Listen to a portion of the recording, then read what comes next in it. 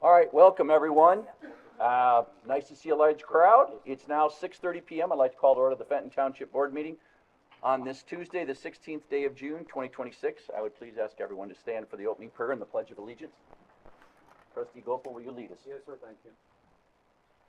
Dear Father, we gather here tonight to conduct matters of business. Guide our hearts and our minds in the spirit of fairness, right thought, and speech. Impart your supreme wisdom on our activities, so that our affairs may reach successful conclusion. Always thank you for being the source of our guidance tonight. Amen. Amen. Pledge allegiance to the flag of the United States of America and to the republic for which it stands, one nation, under God, indivisible, with liberty and justice for all. As always, thanks, Mark. Clerk Krug, will you please call the roll? Yes, Lorraine, Present. Reed, Here. Clark, Present. Krug is present, Kessler, Here. Gopal, Here. Tucker. Present. You have a full board present. All right, thanks, Bob. I'd like to note for the record that we have our Township Attorney, Jack Belzer, our Operations Manager, Tom Broker, our Zoning Administrator, Mike Deem, and Assistant Manager, Megan Gito, are present this evening. Additionally, the following Township officials are present via Zoom. Yes, Melissa Lawrence from Lawrence Engineering and our Assessor, Julia Wilson. Tom, will you detail the procedures for those attending tonight's virtual meeting? Yes, to the members of the public attending tonight's meeting in person or via Zoom, please be advised the meeting is being recorded. It will be shown on public access TV and Spectrum Channel 191. Recorded meetings are also posted on the Fenton Area Community Television YouTube channel. For those attending via Zoom, we ask that you keep your microphone muted until we reach portions of the meeting where public comment is allowed. For tonight's meeting, there is one public hearing on a PUD amendment during which public comment will be taken. All other public comment will be taken at the end of the meeting. The materials are available for download on the Township's website at fentontownship.org. All right, thanks, Tom. Moving on to the first business in order is the approval of the agenda. Are there any requests to amend tonight's agenda? Hearing none, a motion is in order to approve the agenda as presented. So move. Second. All right, motion's been moved and seconded. Any further discussion? Hearing none, Clerk Krug, will you please call the roll? I vote yes, Clark, Yes. Kessler, Yes. Reed, Yes. Gopal, Yes. Tucker, Yes. Lorraine, Yes, motion passes. and the agenda stands approved as presented. Moving on to the meeting minutes. Included in the packet are the meeting minutes from the June 2nd regular meeting. Are there any corrections or requested revisions to the meeting minutes? Hearing none, the meeting minutes stand approved as presented. Tonight, we have a presentation from Platt & Moran. It is the financial report for fiscal year ending December 31st, 2025. Tonight, we have Pam Hill, Amy Titer, and Hannah Hodgkinson of Platt & Moran to make a presentation. Welcome. Thank you so much. Thanks for having us here this evening. We're here today to talk about the results of the audit for the 12/31/2025 fiscal year end for the township. Before we get started, you should have in your packet the financial statements, which is, as you all know, the long, large document. We are not going to go over those numbers in page by page tonight. But we do have a slide presentation that we put together to kind of summarize the numbers and some of the trends as well. We'll talk a little bit about the audit process, the end of the audit letter. Did want to talk maybe just high level first about the process. So wanted to thank Supervisor Lorraine, Treasurer Tucker, Clerk Krug, and of course, Mr. Broker and his entire team. Really, the audit process starts long before year end. We work with Tom and his team throughout the year. As various things come up, they reach out, we discuss the accounting treatment. We really appreciate that. That really helps the audit to be a lot more efficient and run smoothly and be done timely. So that we really appreciate the communication throughout the year. So thanks, Tom. And then we also appreciate everyone's input throughout the process. So I know we meet with the 3 full-time elected officials, and your input before the audit starts as part of the planning process is really an integral part of the audit. So we appreciate your communication and openness with that as well. So overview, we audit the financial statements. We'll talk about the results of the audit from the numbers perspective. But just from an overview, we did issue an unmodified opinion. So that's the highest level of assurance you can receive. Some people call it a clean opinion. Basically means you can rely on the numbers as they are stated within your financial statements. So that's what you should expect from your audit. Also, an indication that the numbers are reliable and you can rely on them throughout the year as you work through your budget process and other planning items throughout the year. So kudos to the township for a clean audit report. And I'm going to turn it over to the team to let them talk a little bit about some of the numbers and kind of what those represent for the township's fiscal year 2025. Hannah? Thanks, Pam. Yep, so I'm going to go over the presentation today. So a lot of the numbers that are in the huge packet, but we're not going to go over those. So starting out on the first slide. On this first slide, it's important to note that we are only showing the general fund revenue here. And this shows the 5-year trend. So 2021 through 2025. We can also see that it's broken out in different categories here of the revenue. Some of the big hitters are the property taxes, the state sources, special assessments and such listed there. And overall, when you kind of step back and look at this overall graph, you can see that there was a huge spike in 2023. This was due to the grant funding that we covered a couple years ago that the township received. But if we kind of subtract that grant funding out, it comes in line with the other year. So it's very consistent, actually. If you subtracted that $5 million out, you're at 4.5 million. So really, it really displays that the township is very consistent with their revenue sources. Yeah, maybe, and I have to point out one thing too. I think another thing to just be mindful of is property tax revenues is actually only maybe 25%ish, approximately 25%. So your main revenue source is actually the state sources, which is the money that you get from the state through the sales tax collections. That's that almost $2 million that you see on the state source. So relatively low from a property tax generation. I know a lot of times you probably get questions about that because residents pay you their property tax bill, and so they think all the money goes to you, but actually goes to the counties, the schools, and all of the things. So this, I think, displays that actually pretty well. You can see that the property tax portion is just that kind of smaller portion up on the top. So just wanted to be sure to point that out as a reminder. Perfect, and that was all I had on that slide. So we'll go to the next one. Again, this is just the general fund, and this is the expenditure side of things. Again, 5-year trend, broken out in different categories. And we can see here that, there's been a kind of an increase in expenses for the past few years, but keep in mind, this is because of the large capital projects that the township has had, one being the Thompson Road project. So it really does make sense that the expenditures increase, especially the past 2 years, because you got that revenue in 23 for that project, and now you're spending money towards it. So it all kind of lines up there. And then that is all I had on that slide. The next slide is the general fund again, just the fund balance. We have some different categories here again, and we have the last 5 years of the trend. And a couple things to note here. In 2025, the township's general fund balance was around $11 million. Just a slight net decrease from the prior year of $65,000. Not too much there, and that was planned by the township as well. And then also, taking a step back, looking at this high level, if we look at the restricted fund balance column, which is like that golden bar there, we can see for the past 3 years, it's slowly been decreasing. Again, this is in relation to the Thompson Road project. As you start to expend those resources, that restriction is going to start to go down. So that is also in line with the other trends that we saw on the other slides there. And then really overall, the township does have a healthy and very stable general fund balance at year end. And it really puts the township in the position to plan for, plan and consider any long-term projects that you want to do in terms of capital and things like that. Yeah, I was just going to add one really quick well, maybe a couple of things here. I think, one thing that maybe we didn't touch on in the first couple slides, but it all kind of ties in together is, the dollars that you were able to get for the Thompson Road project.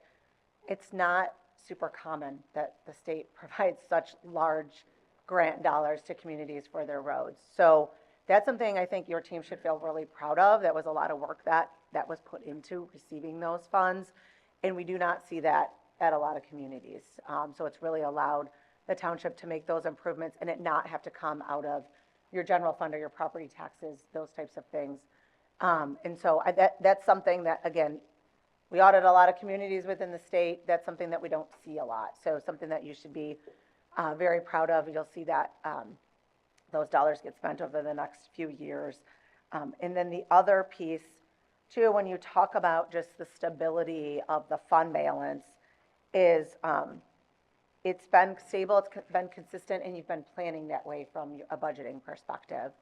I think the township also does a really nice job of long-term looking at the budget and ensuring that you line that up to, where you're looking to be in the next few years. So always looking a step ahead, which I think is really key from a good budgeting perspective. So I think those were the only comments I had. Sorry, Hannah. Thank you. You're fine. I love it. Okay, perfect. We can move on to the next slide. So this slide focuses only on the sewer fund, so we're gonna kind of switch our mindset from the general fund to the sewer. And here we are only showing the operating revenue. And we can see here there was a decrease in 2025, but again, just as a reminder, this was just because of the decrease in rates, and this was the first full year of the decrease in rates. In 2024, there was only one quarter that had that decrease. So that's why we kind of see it go down from 23 to 25. And again, like this decrease in rate was planned by the township to reduce the debt service with the bonds being paid off, and then while still maintaining the fiscal health of that fund. So overall, still stable. And then we can go to the next slide. And then this slide is only for the OPEB plan. And just a couple of touch points with this would be, we see two columns there. And one is for the OPEB liability, one is for the plan net position. And again, this is a 5-year trend analysis. And in the past 5 years, the percent funded is at the top there. It has hovered between 91% to 98%. And really the townships should be commended for this. Your very hard work at funding this plan and really just putting the township in a position where they don't have to worry about long-term legacy costs and really can focus on the true needs of the township. Thank you. Yeah, I think a lot of communities are envious of that. No pension liability and retiree health care liability is very minimal, and that doesn't happen just by accident, right? So definitely puts the township also in a good position when you want to look out to future years. You don't have to worry about kind of paying for those legacy costs that have already been promised. You're already, almost 100% funded on those. So definitely something that puts you in a strong, stable financial position there. Yeah. Over to Yes. Amy? Thank you. So I will be covering the smaller piece of your packet. So this is just a couple of page letter. This is the end of audit letter to you all. So you may recall a few months back, you all would have received what we call a pre-audit letter. This is just going through the details of our plan for the upcoming audit. Well, this letter that you see before you today is kind of the bookend of that, saying, okay, we told you what our plan was, did things go according to plan? So diving right in here, if you go to page 2, I know you all have seen a lot of this language before, but just to point out a couple of highlights, about halfway down, you'll see that there was a new accounting standard during the year, GASB statement number 102, certain risk disclosures. This is essentially asking the township to look and see if there's any constraints or concentrations that would require disclosure in the financial statements. We looked at that along with management and determined that there was really no impact to the township with this particular standard, and as a result, no added disclosures. Continuing on, really, there's no transactions entered into the township when there was a lack of guidance or consensus, no significant transactions. There are no sensitive management estimates, no significant difficulties. So kind of the trend of no news is good news as we go down that page. Going on to page 3, no disagreements with management, no corrected or uncorrected misstatements. So I know Pam kind of started out with this with our presentation with you all today, but really this letter is telling you again that you can rely on the books and records as they are presented to you during the year, during budget time, just to know that that is reliable information to make decisions based upon. The second section, which is the last 2 pages of the letter, this is really just some information that we think may be of interest to you all, not necessarily specific to the township, but just in the governmental space overall. I didn't plan to cover any of these in particular today. We did go over them in detail over with Tom and Mr. Lorraine and a few other folks. So if there are any specific questions, we're happy to answer those. But again, I wasn't going to cover those in detail today. Maybe one other thing. Oh, Sorry. go ahead, Pam. The only other thing I would note too is probably like what's not in the letter. So we do test the internal controls related to financial reporting. If we had any findings related to those, we would be required to report those to the board. And we're happy to say we did not have any findings related to the internal controls. So we do test those. We often make best practice suggestions. The township typically takes us up on those and makes those adjustments, but no findings, again, going back to Amy's point that you can rely on the numbers as you are receiving them throughout the year. So I just wanted to make sure to point that out because I think that is a good achievement as well. Thank you. Does anyone on the board have any questions regarding the audit for Plant and Marine? Amy, Pam, Hannah, thank you very much. I get to spend a week with you guys as you park yourselves up front. And so it was a great report. I think it shows the residents that it's in good hands. We're financially stable, and the board's doing a great job. Thank you very much. Thank you. One question, Vince. Oh. Do you have to be blonde to work a Are you looking for a job, Bob, or? No. Oh, okay. That was good. Good retort. Thank you all. Keep in mind. All right, moving on to the next business orders, expenditures. Are there any questions from the board regarding any of the invoices? I do. Where do we have 10 trees that deserve to die? Is that the, It's the power lines. We had a resident that came to us that we had trees that were over power lines. They kept losing power. Yes. And we decided to look at that, and I went over with Melissa, our engineer, and she recommended that we take them down. So we took them down. I think I know what you're talking about. Yep.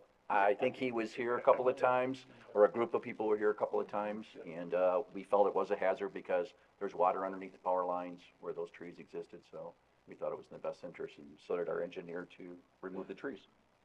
Speaking of the engineer, can I safely presume that they have signed off on the base check in this bundle for the Upper Lake Sewer Extension Project? I assume that's part of the process before it gets to us? yes. Yes, they're required to sign off on.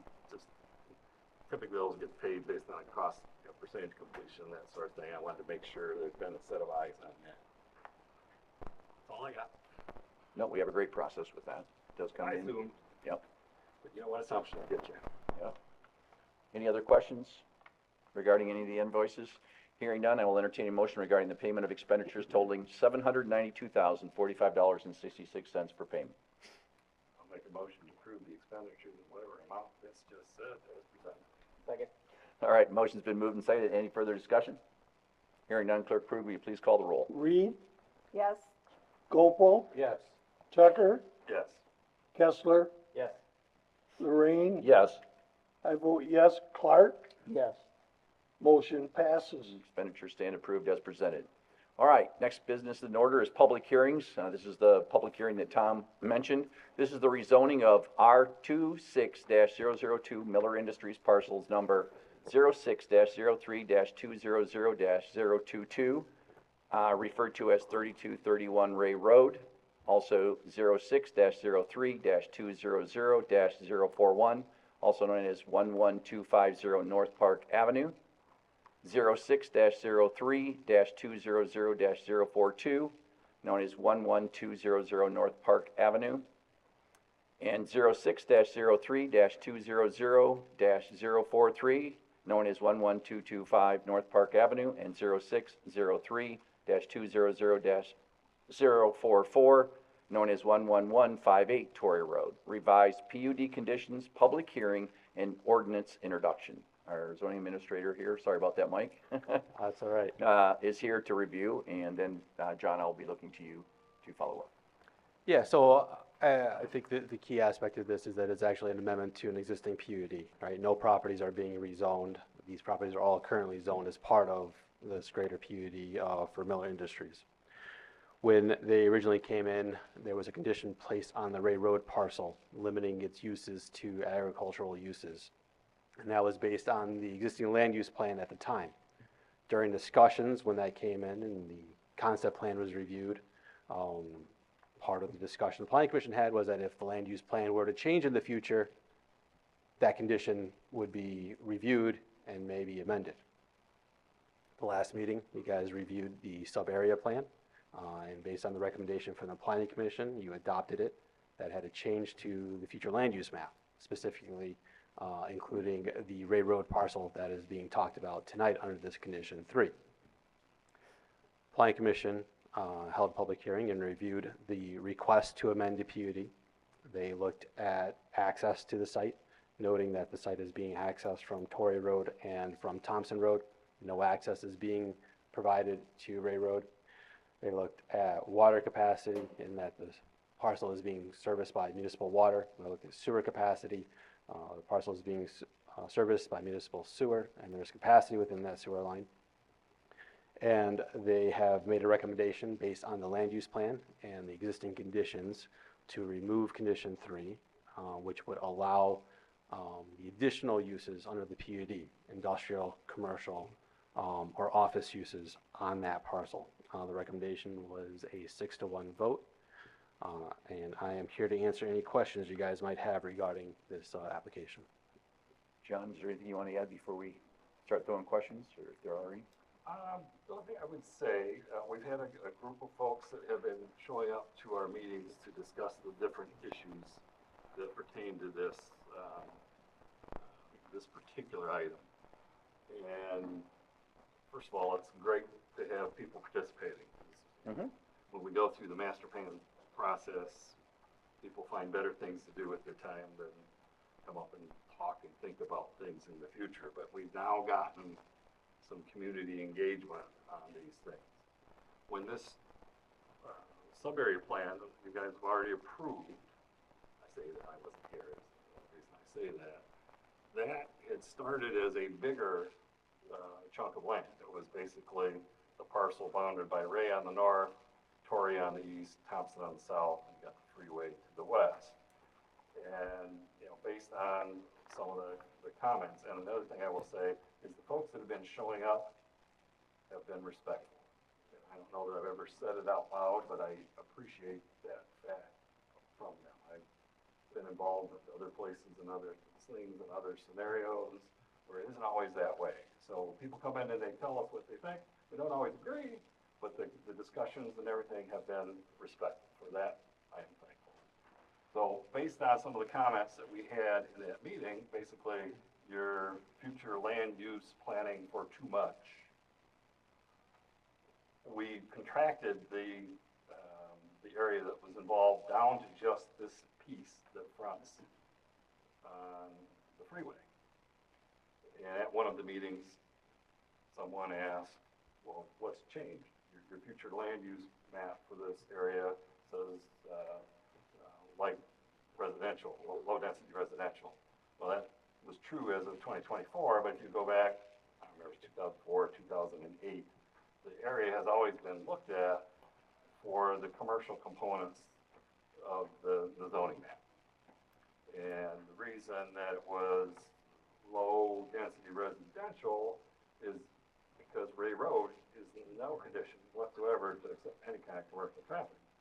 So when we did the 2024 update, we were looking at that, and we said, okay, we're just gonna say leave it, because there's no way that, even if somebody came in and said they wanted to do it, we're not gonna let them do it on Ray Road. So somebody said, well, what's changed? Well, a lot of things have changed. Water came in. It's now pulled the parcel that we're talking about. Well, capable of being pulled. I don't know if it's there yet, but, can and will be pulled there. Same thing with sewer. Sewer's always been there. That's not really a change that's available. But now there's an internal road that allows the parcel that we're talking about to have access to both Torrey and Thompson, two county primary roads, without going down Ray Road.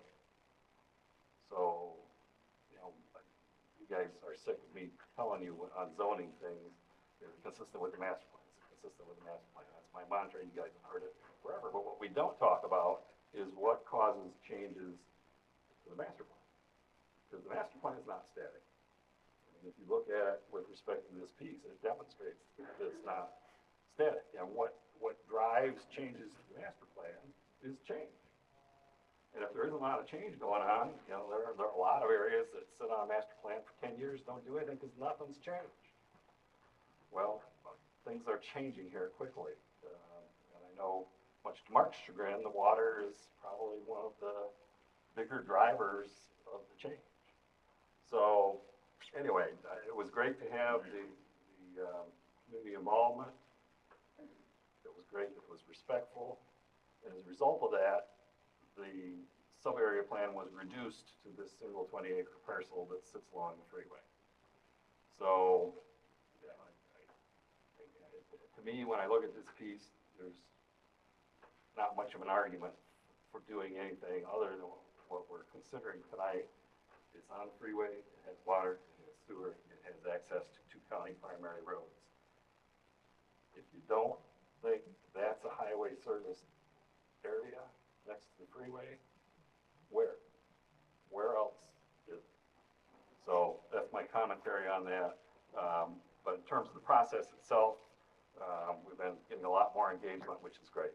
So I'll shut up now. No, one thing I would do is lend affirmation to Treasurer Tucker. I have been on, well, not always, but I knew that listening to Mike, that the turnout was high. I've been on those meetings. I've been on the Zoom. I usually don't put my name on there because I don't want anyone to know it's me, so they don't engage. But I've watched them, and I agree with you. Very respectful. And you can read newspapers all around, not just here, but the state, and things get a little hairy. And I do want to say that the people that have been here have been very respectful at the Planning Commission meeting and here at the Township Board meetings. So I do appreciate that. All right, any other questions for Mike from the board first? Quick question, Sure. and I hope I know the answer. It came to me via some citizens that it looks like they're preparing a site before they ever get approval to do it. That wasn't the big concern. Are they required, like I am, you are, anybody, to control runoff into other people's property? Because there still are some very long-term residents there. Yep, and I can only answer that, and I could have Chad come up, but I actually called him on that same thing. And he said that the reason why there's equipment over there is that's what they're doing, is making sure that they have mitigation from water and things like that. So Chad, I don't want to speak for you, but if you'd like to address Bob's concern that the soil that's being moved is. Soil erosion permit, and then the whole surrounding perimeter of the property has this whole fence up. Okay. Okay, and that's what I thought, but I wanted to bring it up because we've had other individuals, and it's normally homes, that they build it up, and then they flood the next door neighbor to the point where when it rains, his basement stays dry, but where the water flows, it gets into the other person. So it's good to know that there's a plan for And Bob, controlling the it's actually runoff. more than that, that's a county level thing. And humorous note, Treasurer Trucker was installing a boulder wall in his front yard, and was merrily doing whatever he was doing, and received a red tag from the county because I did not have a silt fence for putting in a boulder wall. So, quick trip down to the county, whatever, so, I mean, they are everywhere, and it's like, how did you guys even know I was doing this? But They know. Yeah, so. They know. Anyway, but in addition to that, that's countywide, affects everybody. The township has their own ordinance Well, that's, that says you cannot deposit rainwater onto adjoining properties at any rate greater than the unapproved ag rate. And when we have things that go through the site plan review process, it goes to Lawrence Engineering, and that's one of the things that is on, many things that are on their checklist. So it is not copacetic to be dumping water onto your neighbors beyond what is there naturally, whatever. well, the one that brought my question and concern is that I visited the site, and the guy wasn't happy I was there, but he had put a pool in and stuff, and he had cement walks, and they weren't level, they were tilted Yeah. to the other person. Get it out So there. it's like, come on. I get it all the time. Oh, I'm sure you do. Okay, thank you. And that does point out a weakness in the ordinance, because when we're doing our review, it's before construction. And we have them give us plans, but then when they come back, they add the deck, or they add the pool, we're not there looking at that. And I think we talked about that. Well, So, during our meetings, There's a we've couple talked things. about that, because isn't that the as-built at All right. the end now? Yeah, go ahead, Mike. yeah, so on a residential property, right, we do require as-built at the end of the process, right, to show that what they did is what they said they were going to do, right, and sometimes they're different, right, and we will not grant the final C of O based on the as-built. We, in general, right, grading and land balancing, right, is a grading permit. It's done administratively, right, and requires soil erosion control. It can be separate from the site plan review process, because there's other reasons why some parcels get land balanced. So from that perspective, Miller being out there and grading is not uncommon. We see that for multiple types of projects, not just Miller Well, I themselves. don't expect Chad to put his walks in so they are on an angle. I was just wanting to make sure I understood. Any other questions or comments from the board? I don't have questions for him, but I have comments before we vote. We're not voting today. No vote This is tonight. just public Well, comment. I want to put this out there, though. Okay. Bring this up too. One, I think the silt fence, the only reason that would go up is anticipation of approval. I mean, I don't know if it's just a vacant piece of land while you're putting the silt fence up, on land that's been unchanged for 50 years. I implore this board to remember why we're here. We're voted in by the people to do the will of the people. The way I see this going, we're doing the opposite of what the people want. I'm not gonna prioritize money over people, and if the amount of people that showed up and expressed their concerns isn't an adequate sample for the board to listen to them, I guess I wanna know what percentage of people that have to show up and address their concerns before we honor their wishes. Those are my comments. Thanks, Glenn. Any other comments from the board? All right, I am now going to open up, well, you know what? Does anyone from Miller Industries want to talk about the silk fence? Because I don't know I guess if you do move soil, do you have to put one up? I don't know. So if you want to address that, I don't know. Why do you have a silt fence up now, I guess? It's part of the land balancing, absolutely, which is what he was talking about. And you're required to, anytime you're moving the dirt, to have the silt fence around. Okay, so it's not like you're out there building a building already? No. I just, No, that's not- what Mark's question was, I No, want my to make sure comment it's was answered. just, why are they moving the dirt?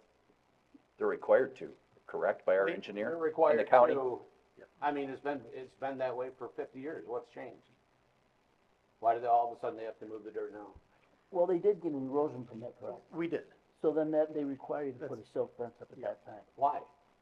Well, when you In move dirt. anticipation of Yeah, something going no, up no, there. when you, they. I don't have a vacant lot where all of a sudden I'm required to put Any, something any, up for no yeah, reason. but any dirt that's moved, you have to have That's erosion. my point. I understand that, Bill, but my question is, or my comment is, it seems, to me, it's pretty obvious, if you're moving, putting the silt fence up because you're moving the dirt, why are you moving the dirt? We can prep. We can prep. In Which is what we're anticipation of, yeah, okay, that's all, that's my comment. Yep, All right. thank you. All right, I am now going to open up this meeting for public comment. Tom, do we have any written comments? There is one in the packet. There's one in the packet? It's too long to read, or, I guess if there's one in the packet, does anyone here want to have that read? Okay. Appreciate it, Tom. Okay, this is from Susan Follen to the members of the Planning Commission. So, okay, this was a public comment to the Planning Commission hearing, apparently. So the letter was addressed to the planning commission, not to the Yes. board? Okay. Yes. While we agree that Mr. Miller and Miller Industries appear to be a good neighbor so far, he keeps his buildings in pristine condition from the road. We don't believe Fenton Township should rezone any of the properties on Ray Road. That is an agricultural/low-density residential area for a reason. Most people who live on Ray Road have been there for a while. They purposely bought in that area for a reason. They should be able to reasonably expect to keep that area as agricultural, low-density residential as it is currently zoned.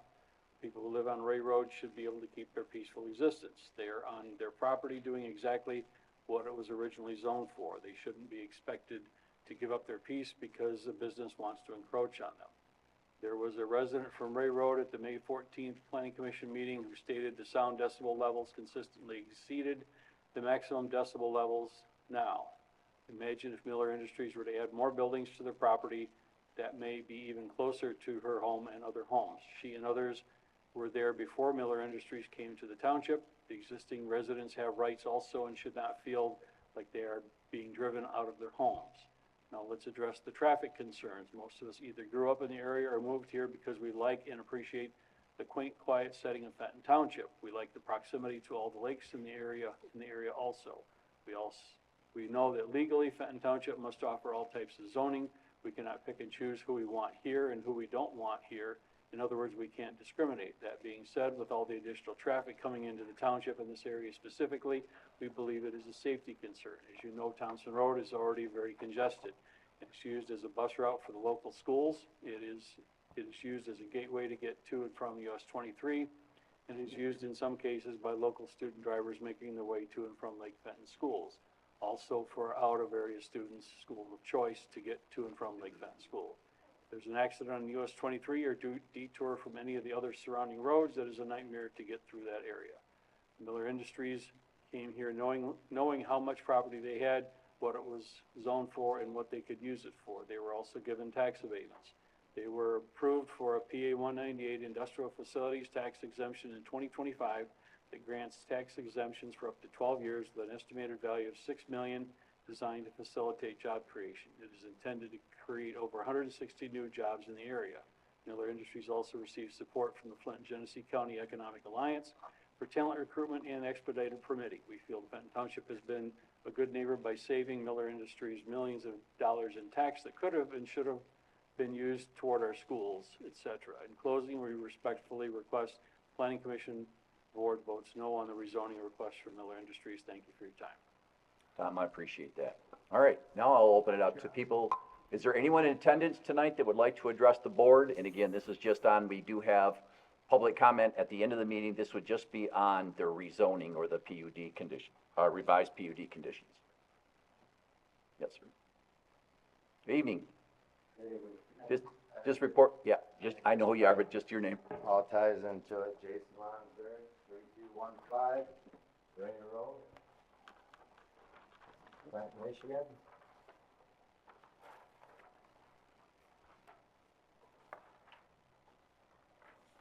Thank you. Thanks, Jason.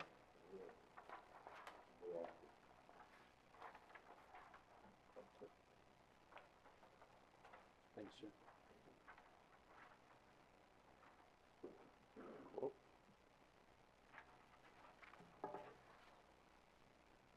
Fenton Township. A township with 3 gas stations within a mile on Thompson Road, 2 there, 1 planned. We got boutique hotels going in swamps. We got subdivisions planned right next to airports. And my personal favorite, a corporate giant smashing a single homeowner. Regarding Miller Industries subplan area, I've been attending planning and board meetings for the last few months and also the previous year. You all know that I am a resident of Ray Road and directly affected by the decisions that have been made by this board.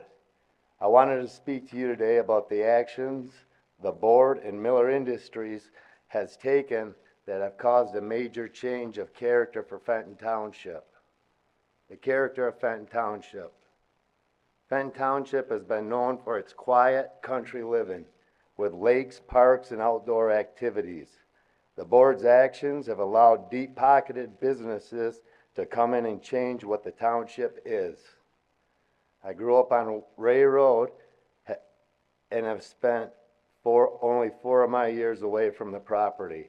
I remember playing in the woods, hiking trails, and some of my family hunted the property around Ray and Thompson Road. Just yesterday I was on Thompson Road and I can now see from Thompson Road all the way to Ray Road unobstructed. It's not too much to say that some of the things that made Fenton Township a great place to live have been irrevocably removed.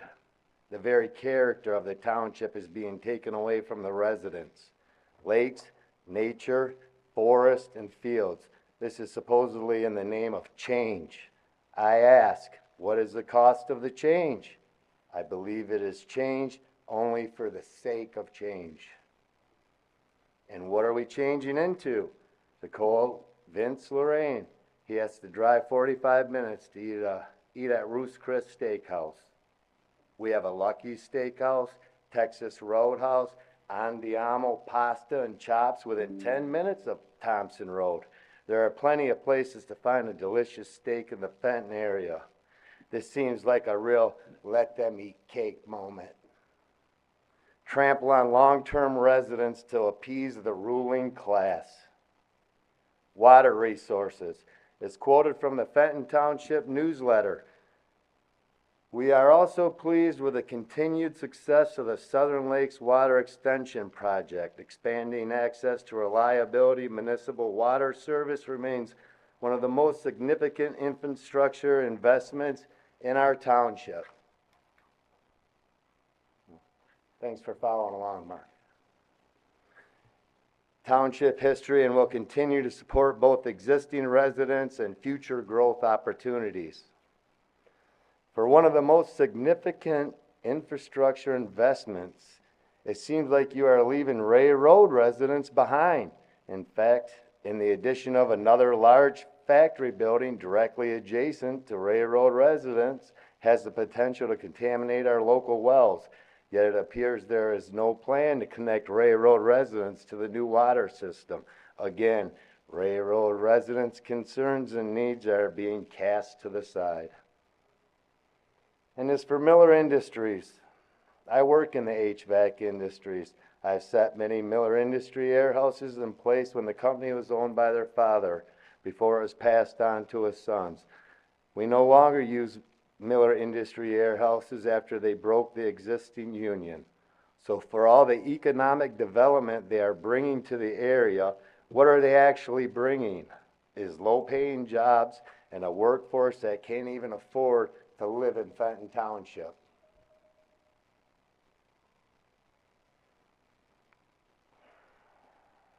Maybe those workers will stop at one of the 3 gas stations within a quarter mile of each other. 2 exist in one plant and buy some beef jerky while they're able to stimulate the Fenton Township economy. But probably not. They probably don't make enough to before beef jerky is a snack. What baffles me the most is why Fenton Township's heading in this direction. We had a beautiful township and we are now filling it up with factories, gas stations, and storage facilities. It appears that business and industry have come in and rolled over the planning commission and township board and put some of the ugliest, least desired businesses in our community. Some are more affected than others, but trust me, we will all end up losing in the long run. Thank you, Jason Lonsberry. I also have a couple other concerns.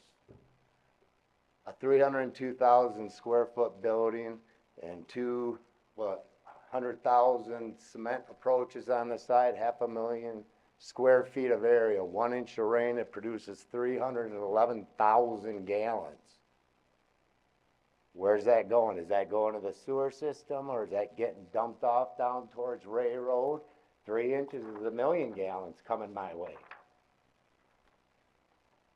I also have concerns about the original farmhouse that's sitting there that's wrapped in asbestos underneath the vinyl siding that's on it. I'm wondering about abatement. They're just gonna knock it down, all the stuff's gonna get in the air and blow into my yard, into my lungs. I've already been in the HVAC industry 25 years. Trust me, I've breathed plenty of drywall, insulation, brown death, cement. I've sucked it all in. Thanks for your time. Thanks, Jason.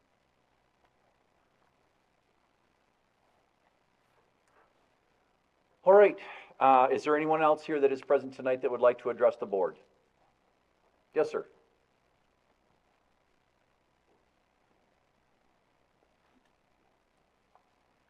Cameron, 12558 Cuswego Drive. Is this the zoning for the new building that's going up to allow that? Excuse me. As a question. Oh, yes. No, he's got an answer. Yes, it is. I'm sorry. Oh, okay. My concern is, what I heard, my understanding is, it's for a new, processing metal.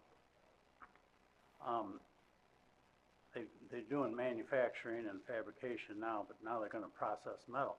What kind of processing of metal are they doing? Does anybody answer that question? You know what, Jake?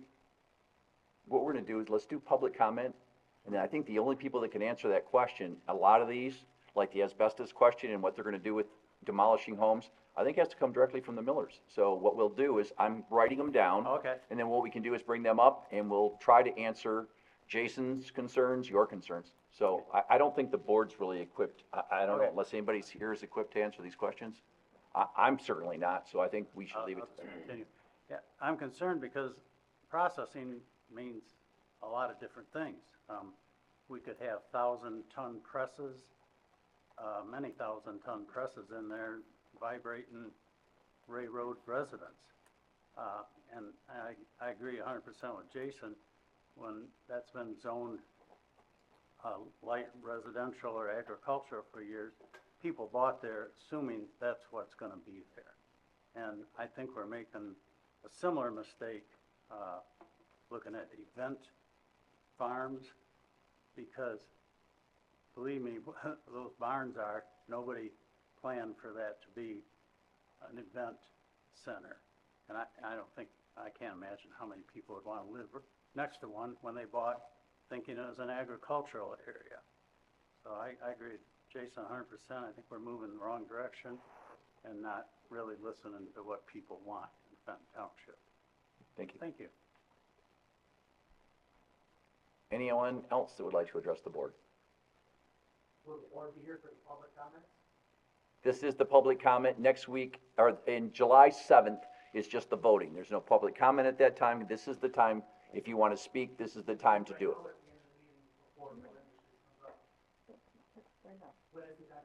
Now. Oh, now, yeah, I'm sorry, yeah. Yep, you want to get up now? Jeff Packard, 11114 Torrey Road. The water runoff that we've got right now, it's not working.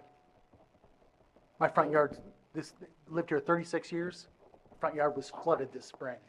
Still have standing water in the ditch, in my neighbor's yard where they had, I don't know if it was the county or whomever, put in an industrial culvert, standing water there.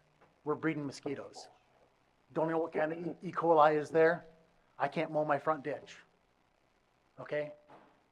We've got some sort of noise issue too. 3, 4 o'clock in the morning, we're hearing heavy metal hitting cement. It's not just the noise, it's vibrating the house. Okay? The traffic. I saw the plan was about no heavy vehicles down Torrey Road until we improve it. That hasn't been enforced for decades. Okay? The Jake braking of these trucks coming in, it makes the windows vibrate in the house. So it's not just Ray Road that's affected, it's Torrey Road. We've had these accidents on US 23, and with Fenton Road being shut down, there are cars backed up to Baldwin Road for that four-way stop, all the way back to Thompson Road. Got to do something about the traffic. If we're going to add new jobs, bring more people in, the traffic situation's only going to get worse. Because we're not hiring people from Fenton Township to work in this, in this industry. We got some real problems.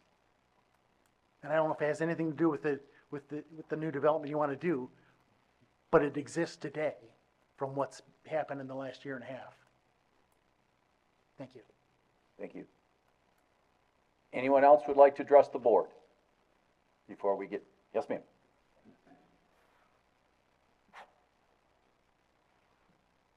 Kristen Polk, 4120 Four Lakes Avenue.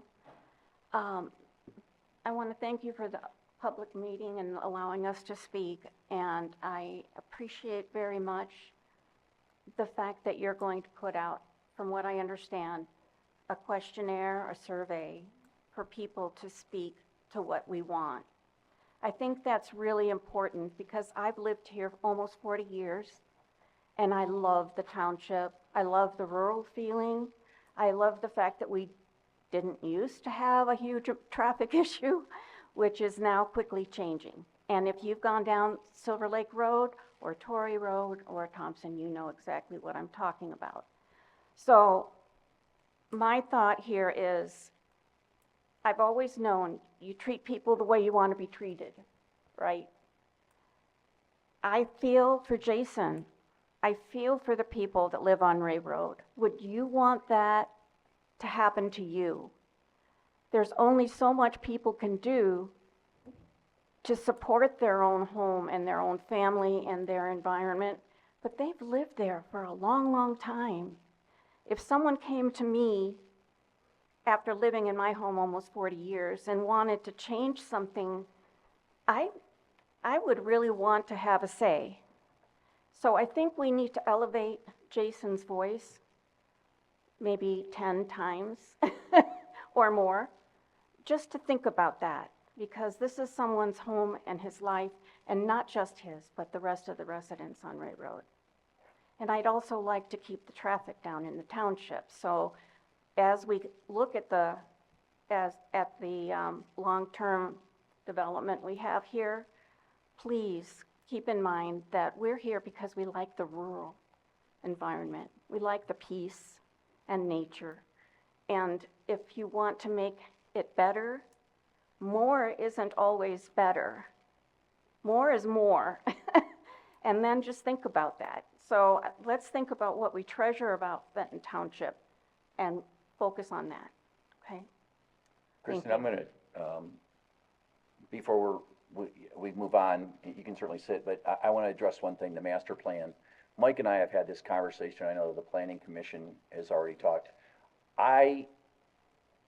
We went through this plan, and we're not really scheduled to do it until 28, 29. Mm-hmm. I think it's a very good idea, and I'm going to recommend that we move that and accelerate that to 2027 and start this process. And the reason why, just so everyone here knows, we did go through this process. And we had 4 or 5, and again, Mike can correct me, we had 4 or 5 meetings with the public. We had a board, you know, somebody said, well, we sent out a mailer. This township spent money, we sent everybody a notice of those meetings. We also had a board up front that for 6 months, 7 months, people could come in and put on a pin on the board. What did they want to see, everything else. We went through the process. The people that we heard from then, yes, there were a few like you, but everything that I saw up on that board was all the restaurants that they wanted, the grocery stores they wanted, how they wanted this. So we didn't have a lot of input. So maybe the company that we hired was hearing those voices and not the current voices that are here. But I'll get to you, I promise. So what I'm saying is that we did listen, but we need to listen again. Yeah, So we are gonna start that process again. Thank you for And that. I would recommend to this board's gonna have to make a decision to spend the money again, earlier than it normally would. But I think we're at a pivotal point in this township, and that we do need to to readdress it. And I will be coming to the board to talk about that, to request the funds that we're gonna need, the request to do mailers to get people involved. So we are listening, so just so you know. Thank you, and I would like to add, I've always been pretty in tune with what's going on in the township. I don't remember ever getting anything like that, so I'm not sure what happened, but I do know that a lot of the reaction is because of social media. So if you're doing that, that might save you some money too. Well, we're getting better at that too. We Yes, we you are. really are getting good at it. Yes, you And again, our social media really got ramped up in the last 2 to 3 years. Where we actually hired somebody, I think 3 years ago. That's what their job was, full time, was to make sure that we're disseminating information, factual information, not just about what's going on here, but in the county, from road closures to infrastructure projects, things like that. But, so we are getting better, and we realize that a lot of what's happening here is because of social media. And we know we can do a better job, but again, we were using snail mail.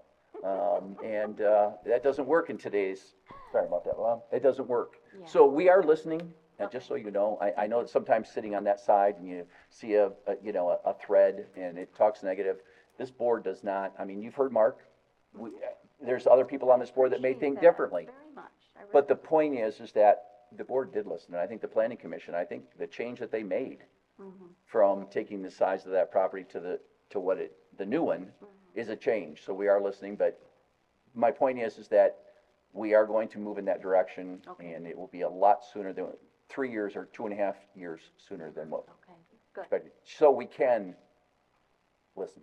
Okay, thank you. All right, no problem. Is there anybody else here that would like to address the board? Yes? Go ahead, Jason. I just wanted to say that when you guys went for the approval of the second building, we were at the township meeting, and I talked to this gentleman right there, and I asked him, what do you think? And he said, what'd you say? I don't recall. You don't recall. I'll tell you what he said. I think you're sitting on a gold mine. I do. I don't wanna go, pardon me? I do believe that. Yes, yep, that's what you said. I don't want a gold mine. Yesterday, Want your own. Chad Miller has been at the property for the last 2 days, for the first time, I believe, ever. So, I went over and talked to him, told him I didn't want to live next to him. He told me he was gonna be a good neighbor. I don't want a neighbor next to a millionaire. It's not my style. He said, well, then just sell it. And I'm thinking to myself, like Julie said the last township meeting, just sell it. Well, we can go through the numbers. And, I'm gonna end up having it paid off 5 years early. But I'm still, I might be the first person in Fenton Township to actually lose money on their house, their first investment, right? So he says, just sell it, and I'm thinking, well, just buy it, dude. I mean, this is a multi-million-dollar company that's owned by a multi-billion-dollar company.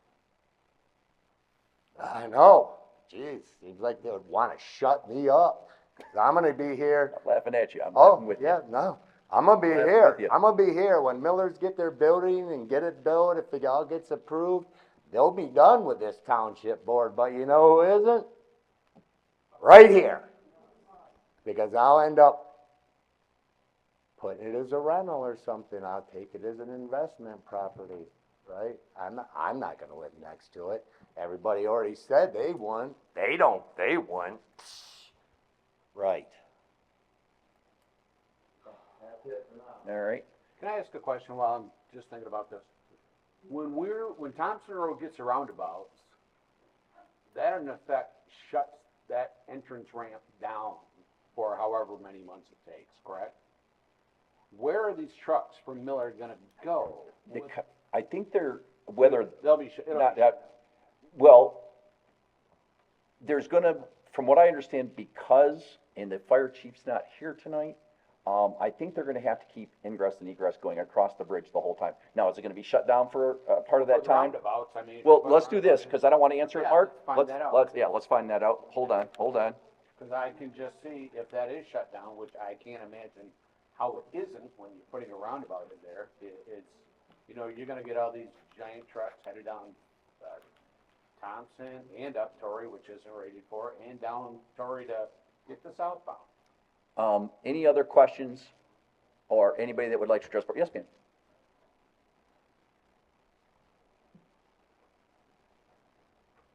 My name is Susan Foland. I live at 11421 Fairbanks Road, Linden.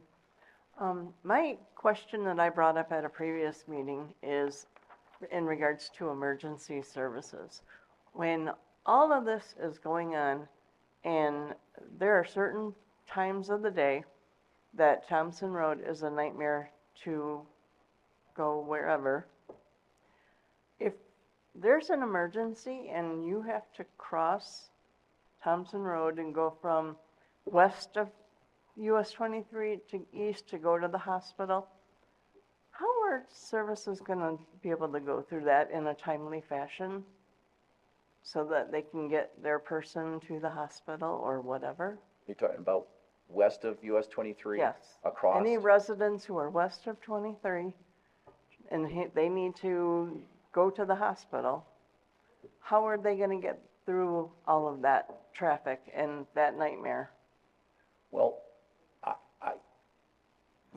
I'm not an expert, but we did think of this a long time ago when we went and procured the money for the bridge. And I know that the throughput for the bridge, right now, if I lived on west side of Thompson Road, forget the traffic, I would not want to have a problem. More than likely, I would tell the ambulance to go to Hurley, and it's because we have a two-lane bridge that is a disaster. Now, going through, I was lucky enough to go through the engineering process when we, for the development, and again, I think our engineer can explain it as well as I can, but the throughput of what we're developing for that Thompson Road Bridge is equivalent to a 4-lane bridge with the roundabouts and the 2 lanes. So when it's completed, when the infrastructure's there, it'll actually be a lot safer than what we have now.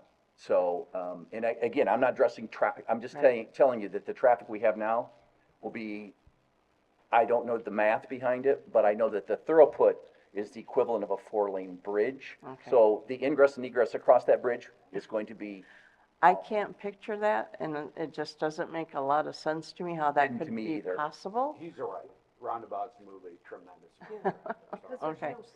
There won't be any Yeah. stopping Alright. on the bridge. Don't- The don't worry about it. stopping on both sides of the bridge is Right. what creates the backlog. Right. I watched 2 lanes, 3 lanes with a, you know how like, then they got the turn lanes, Mm-hmm, but you didn't remove the stoplights. Because you gotta remember, we got a stoplight. mm-hmm. And then they went to 4 lanes, and then they did the 4-lane with the roundabout. The 4-lane bridge became obsolete in 22 years. The 2-lane with 2 roundabouts, obsolete in 28 years. So, and a lot less money to build, and a lot less money to repair. So I was able to go through that Okay. process and learn so much because I thought the same way you did. All right, so while you went through this process and you got to witness it and everything, how long will that area be tied up for that construction process? And when is it going to begin? We're still in the final phases of engineering. So I'm not going to speak to that, but what we can do is the engineering firms are creating models and everything. And my hope is that when we get to the point about a year prior to, and we're meeting with the county, we're meeting with the state, because it's a federal bridge over a US, or a state bridge over a federal highway. So we're meeting with all those, and then we're gonna be able to actually show you in our social media exactly what that's gonna look like.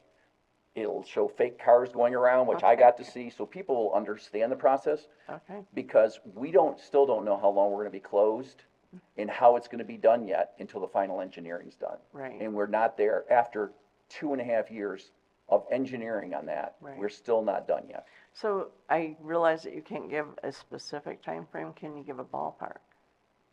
The goal was to be in Q4 of 2027. From what I understand now, through MDOT, it's gonna be Q1 of 2028. Okay. And So, we're trying to move it quicker. Right, and but I get again, that, but and- when it begins, about how long will that process take? I realize that I mean, you know what? just a ballpark. I guess I was quoted about a steakhouse. I don't wanna quote something that I know I might be wrong on, so, I have no clue. I really honestly don't. I heard things, during this process, and I could probably ask Melissa. Somebody said it was gonna be, 6 months, and then the next one we were on, it could be 8 to 9 months. And then is that gonna be, just one way? Is one way gonna be 3 months? Right, They So- don't know until it's done. right. So how is that going to affect all the schools in the area? Because they use those bus routes use That's that. all part of the engineering. That's traffic, everything, rerouting, county will be rerouting, there will be, just like when you're going down and you see something on the expressway, Yeah. and it shows you detours, those will be posted Okay, well, along, and I goal just know is- that it's gonna be a nightmare because as a former school bus driver, it's not gonna be pleasant. Well, I can tell you this, it's probably not going to be, because when you do whether it's this bridge, Thompson Road Bridge, the Hill Road Bridge, when they did that, no matter where you're at in this Right. country, when you do major infrastructure projects, I'm not gonna lie to you, I can't see it being friendly to the residents here during that Oh, exactly. 9-month exactly. process. Yeah. And if anybody tells you different, they're lying to you. It's not gonna be fun. We've But heard the a few chief, lies here and there. the state, the chief, our fire chief, the state, the county, everybody would look at as far as emergency services, because I don't think Miller can address that for you. But I can find out all those answers. And it again, would my be- goal is to let everybody know about a year in advance of what's gonna happen, including working models and all of that. Okay, And the county's been very good about that, making sure that they're looking out at least a year in advance. okay. All right, thank you. Ain't not a problem. Anybody else who would like to address the board? I would like to make a comment here. I don't know if this will ease anybody's mind in reference to the people who are opposed to the Miller Industries buildings, but think about back in Owen Road, the people that lived on Owen Road, the neighborhoods that were there. I mean, was any of us there opposing, helping those people out? What I'm getting at is, we're all guilty of going over to Owen Road. It's a cluster over there. I mean, there's a lot of traffic. I mean, those neighborhoods that thought there was never gonna be anything there, there's something there now. And to make reference to Jason's, that he doesn't feel his property's got the value, those homes next to Walmart have doubled in value. So even though the traffic flows there, you're not gonna lose value in your home. You really won't. Bill, that's retail. I mean, you're Well, not gonna go shop but it's at the Miller. traffic they're talking about, we're talking about the traffic. And there's noise from Walmart, there's noise. I mean, the people that live next to Walmart, do they want that there? I don't think so. Yeah, but that's a resource they can use. What's Jason gonna do how's he gonna use Miller? Well, they're in a different industry. That's my point. It's not, I don't know, I mean. They're talking about I the think traffic it's flow. convenient. My mom lives actually in yeah. Fenton Township down at, Sure. in Vincennia there. Okay, I understand that, but I mean, that offers something. I don't know what Miller offers the residents that live next to it. That's why I don't think it's a fair comparison. I mean, I would be more apt to buy a In house. reference to the traffic, I think it's a fair comparison. Well, I'm telling you, like Vince said, with 9 months closed, we want the trucks to go on the highway, and then the roundabout comes in, they're not going on, those are big trucks, I've seen them. And they're gonna be going down Thompson to Fenton, or they're gonna go North Victoria or South I Victoria. mean, but we're gonna have the infrastructure that will handle that, right? No. Well, hold on. Let me speak to this, because I think I'm the only one that can. This project is taking longer because we want to make sure that the needs, we're not building something that all of a sudden Miller Industries is taking a 9,000-foot truck down the road. So this process was actually stopped in phase 2 engineering, in the sense that, from what I understand, when I've been on all the Zoom meetings, because I've been fortunate to do that, because of the procurement of the money from the state, is that they actually came and measured your trucks. And we had to redesign roundabouts to do that. So the infrastructure is being designed to be able to make sure that whatever they produce. Now, that does not address what's gonna happen for the 6, 9, 10, whatever months it's gonna take. I don't know that, Mark, I can't answer that. But I can tell you that when the roundabouts are done, the way that they're being designed, they are going to be designed to handle whatever comes out of Miller Industries, or probably anybody, because I've never seen a truck as big as what comes out of Miller Industries, so. Is there anyone else? And the reason why, I'm not trying to hurry anybody, I just wanna make sure everybody gets a chance to talk, and I'm sure they don't care about what we have to think right now. Go ahead.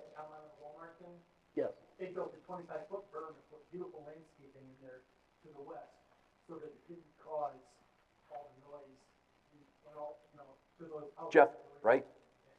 Hold on. Yeah, hold on. Good point. Go ahead, ma'am, come on up. I'm running out of paper. You can have mine, Vince. All right, I'll steal yours. My name is Mary Young. I've been up here several times at planning township meetings, board meeting last time, and I was coming here tonight just to listen. But my heart breaks for Jason. My heart breaks for the people that live on Torrey Road. My heart breaks for the people that live on the rest of Ray Road, okay? And I'm gonna repeat a question that was brought up at one of the very first planning commission meetings. Mr. Miller was asked the question, would you want that building in your backyard? He answered honestly, he said no. We're still proposing to put that building in the backyard of the people that live on Ray Road. They moved there thinking it was residential, and now we're gonna have a humongous building. I thank you for your comments. I think everyone needs to listen to what the people are saying. It's not just Miller Industries. And I've said this before, Miller Industries building on Thompson Road, that's not affecting people's houses. Miller Industry building back in the corner is affecting individual people's houses. You represent everybody in this community. You don't represent the wealthy, you represent everyday people. So you need to think long and hard when you make your decision. Thank you. No, thank you. Anybody else that would like to address? All right, we've had enough of you. Just because, hey, this is looking ahead for future money for you guys. You guys were talking about the tree trimming earlier, right? You had to take some trees out or whatever. If you look at where all those trees just got planted there on Thompson Road, 10 years, you're gonna have the same problem in front of Miller Industries, right next to the sidewalk. They're only about 15 feet off the power line, and obviously trees grow, so might wanna think about a little better plan than that. I've got that as part of the plan. Okay. I've got, or the questions, so we can ask them. Anybody else would like to? Yes? Don't make me use another piece of paper. I'm just kidding. Good evening. I haven't lived here but around 3 years, and I appreciate everyone that's here taking time, letting us take time to speak tonight. Absolutely. What's your name, please? Sharon Fisher. Sharon. I have a business also in a different city in Genesee County, so I know exactly what it feels like to have a company want to have their business and be able to do what they want to do in their own backyard, basically. My concern is basically the traffic, and in your master plan, under transportation, you had a traffic study. And it said in that traffic study that you needed 4 lanes, you need roundabouts before anything else could happen in this township. And that's what I'm seeing. When I had a chance to read today through that master plan, I picked that up immediately on what is going on here and what we're all talking about tonight. It's about the traffic that's gonna bring all of us, all of you, chaos for years, more than likely. Because it's gonna happen now, you're gonna get the bridge eventually, 27, 28. You know that's gonna take a year or more, because it took Baldwin Road and Fenton Road, when they put that little bridge down there going to the hospital, it took them almost a year to do that.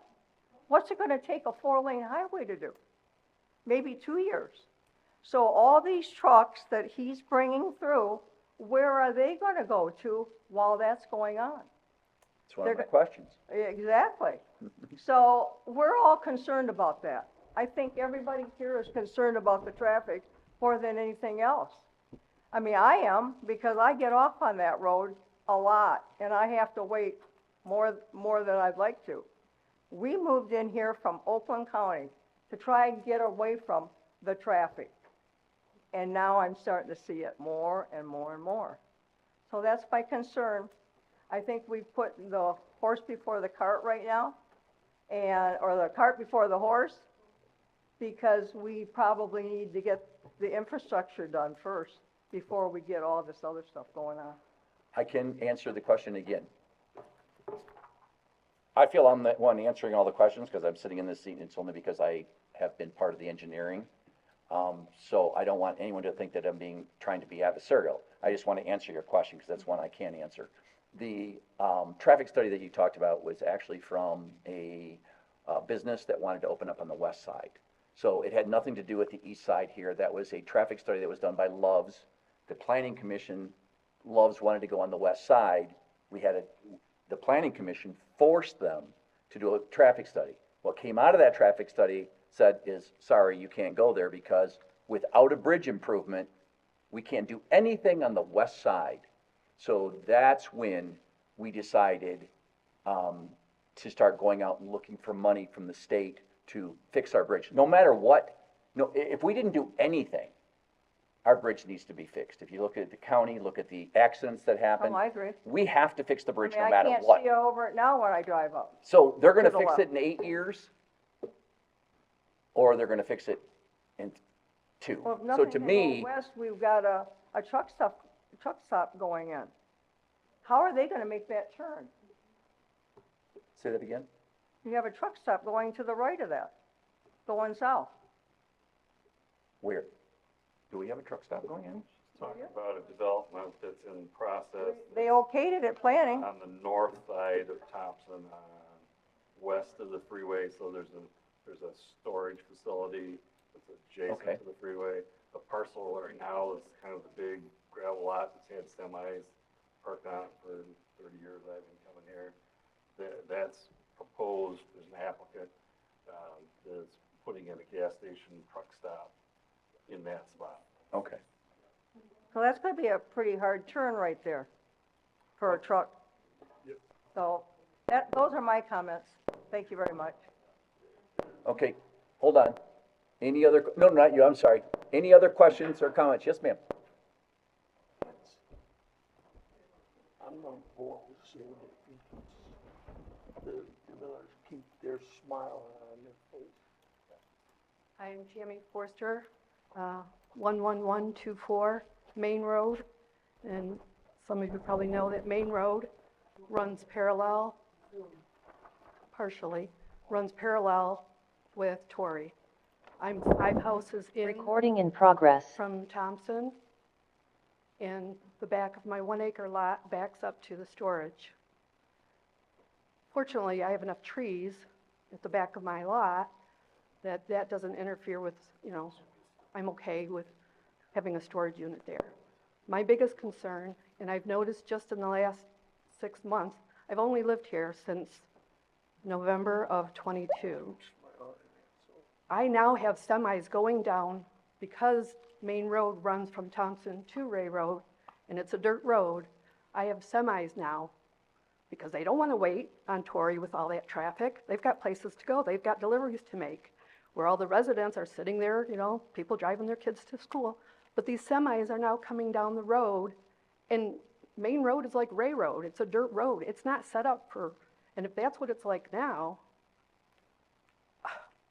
then what? When I moved here, I knew that it was like a medium density residential. I expected some progress, I expected some growth, but I bought that house on Main as my retirement home. I'm 66, not to brag, I'm not stating this to brag, but I paid cash for my house. And in the last 3 years, I've invested $35,000 to update my HVAC, to update all my indoor plumbing. I had Jetstream come out and reroute my wells output to the back of the lot, to the drainage there. I put so much money into this house thinking that it was my retirement home, my forever home. And I've had cancer in the past, and I don't know how long I'll live, but I'm worried about my house value between the traffic and the safety and the no police department, all these issues. And it just seems in the last 6 months, things have really just blown up. I just feel like, I have a question on that. Do you think that part of that is because of the Fenton Road closure? Because that is a temporary issue. and I know that for a fact it is. I even Yeah. posted, that was one of my comments in social media. I didn't want to say anything. We don't have anything to do with that. I will tell you for a fact, I go to Waterford, I moved here from Waterford to be more rural, but I go back to Waterford to babysit my granddaughter, and I used to take Fenton Road to Baldwin and take Dixie Highway. Why? Because there's so many accidents on 23. When I moved out here, it was important, I was with somebody at the time, that's no longer the case, but at the time it was important to that person to live near an expressway because he drove a semi. So I have nothing against semis. I understand. They were considered essential workers during COVID shutdown. So I understand the needs. I understand, you know, what they go through. Even talking about the proposed or potential truck stop gas station on that other corner. I understand all that because I was with somebody that was a semi driver for 12 years. So I understand. And I understand companies wanting to grow and, you know, in the name of progress, but at what cost? And I just thought it was important. I understand. I feel for Jason. I feel for the Ray Road, Thompson Road, the people directly. But I'm just one road in from Torrey. And I feel like my home, you know, like that was going to be it. And I was going to, you know, leave that to my grandkids. I feel like it's going to lower home value because it's getting more and more and more industrial. Sure, Owen Road might be congested, but you know, the people coming in there and going are families, you know, bringing their kids in there, going to restaurants. This is all becoming industrial, and I understand the need for industrial. But at what cost? And it's important to me that you realize that Main Road, because it runs parallel with Torrey, right now is being torn apart by semis driving through there and traffic. When I moved in November of '22, I would barely see 5 cars a day because I've been retired that long. And, you know, I barely saw any traffic because I'm home a lot. And now I see so much traffic coming and going on Main Road because nobody wants to wait. And Torrey Road is congested, but people are finding other routes. And now people are realizing that you can go from Thompson to Ray. And it's a nightmare. And we've got, you know, our dirt road is all tore up. Same as Ray. It was never meant for that much traffic. I'm concerned about the safety. I'm concerned about a lot of things. And not to bring in another city, but my son and daughter-in-law and their family live in Swartz Creek. They're dealing with all what's going on on Linden Road. And my grandson, who is 5, is supposed to be going to Morrish Elementary, and we don't know if that's going to happen. So what was the thought? Well, maybe we can get the waiver and go through the process of, you know, maybe picking up my grandson and bringing him to the Fenton schools. It's like all this growth everywhere is just all consuming. So I just would like everybody to just keep in mind that there's families and children and people, retirees, they're hoping to be here in a rural area. So yes, I do have concerns, but I'm going to state it now. I oppose the rezoning. I moved here for a reason, and I wouldn't have paid as much cash as I did for a house to live here, thinking it was my home forever, just to turn around and have to try and give it away, like the people in Flint when the whole Flint water issue came up. You couldn't give those houses away. People had to walk away from mortgages. Well, if I walk away from something, it's my life savings. So I just wanted that to go on record. Thank you very. Before you go, you're north of Thompson? I am the fifth house off of, I'm east of Torrey. Yeah. Fifth house in from Thompson, North or south? going north. Going north. Which side of the road? West side, the property backs up. Yes. The property backs up to the storage. Yeah, yeah. Yes. Got it. And I'm on a well, and I am worried, and I understand that we're all talking about, different industries bringing in water to that area, city water. I personally don't want city water. I had city water in Waterford. Another discussion, but I don't want to drink mandated fluoridated water. I want to get my well water, I want to filter it more, and I want to drink the best water I can. So there's a lot of issues. How is it affecting my well water? How is it affecting the traffic?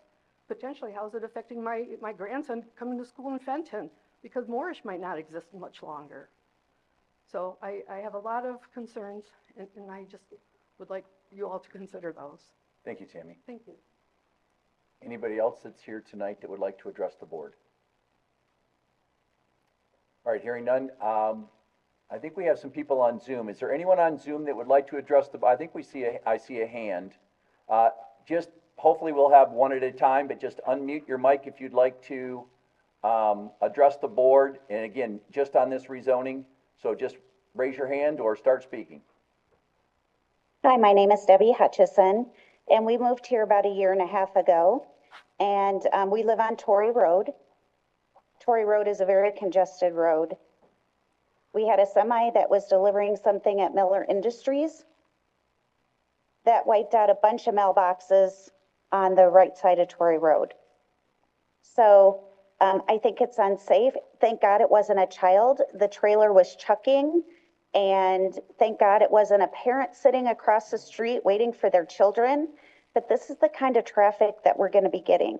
I've been sitting very quiet the last 4 or 5 board meetings just to listen to what's going on because I'm new in the community. And I love this community. We just moved here. We're planning on retiring here.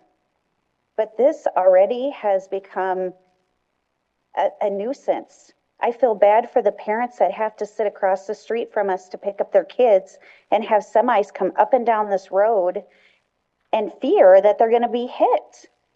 I just wanted to make that comment. The mailboxes were replaced because the sheriff came to the house because somebody reported it. But if nobody reported it, we wouldn't know how this happened. Our mailboxes would not have been replaced. And thank God it wasn't a kid or a parent sitting in their car. That's really all I had to say. Thank you very much. Thank you. Anybody else on Zoom that would like to address the board? I'll go next. Okay.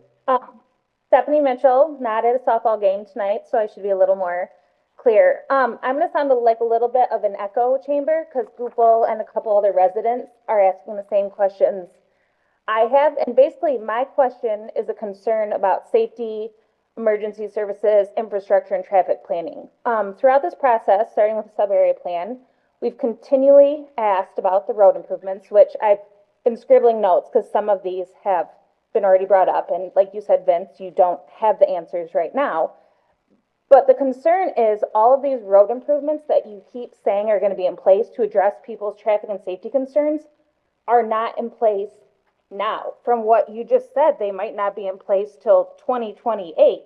So the question is, back to what someone else asked, when these roundabouts go in, where is everyone else going to go? What they can't access US 23 at Thompson Road or Torrey North Road. The next exits are Grand Blanc Road, North, Torrey, Silver, and to reach any of those exits, you have to travel Torrey or Jennings. And those aren't just ordinary roads. Torrey and Jennings roads are traveled daily by families, school buses, as Debbie just said. Hang on. School buses. In fact, every school in Lake Fenton District is accessed by way of Torrey or Jennings. So my question was, which I know you guys don't have the answer to, what actually is the plan? Where are all these trucks? Where are all these new employees? Where is everyone going to go when this building is approved and rezoned? Which I know you don't have the answer to, right? Well, I will try to address what I can, and again, don't hold me to any of this, but most of the time, we hear complaints because we don't do infrastructure projects. I mean, if you don't have to just be in social media, but the biggest complaint is, we spend $20 billion to Lansing, and we don't, they're supposed to fix every road in the state, and they don't fix anything. This bridge really has nothing to do with Miller. It's an improvement that had to be done. This is just a better way to do it. Correct. So what I'm saying is hold on just one sec. So I'm trying to answer your question. So I don't have the questions or the answers to give you today as far as what we're going to do. All of that is being taken care of by the state, by the county, as far as it's going to be an inconvenience. But the schools have already been notified. Part of the engineering process is talking to the school superintendent and figuring out the buses, how they're going to be traversed through this, at what stages. So all that's being done. I can't answer all those questions right now, but it has, and I'm not putting this on the Miller Industries thing. I'm just saying that we have to have these upgrades, no matter what. Correct. I mean, the bridge has to be done. So is it going to But an inconvenience example- it? Yes.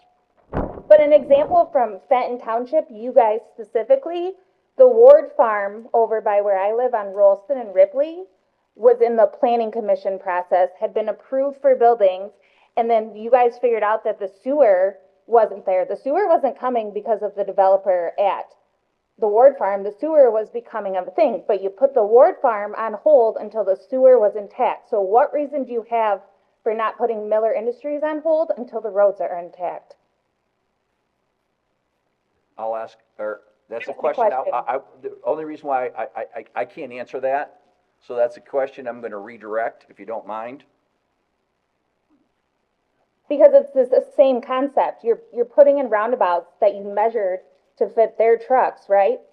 So you're putting in sewer to benefit houses. So I just don't understand why one thing is important enough to justify waiting for, yet everyone, including parents, everyday residents, buses, emergency services, travel these same roads, and these people are not important enough to put this project on hold until the infrastructure is in place. I'm not anti the Miller building.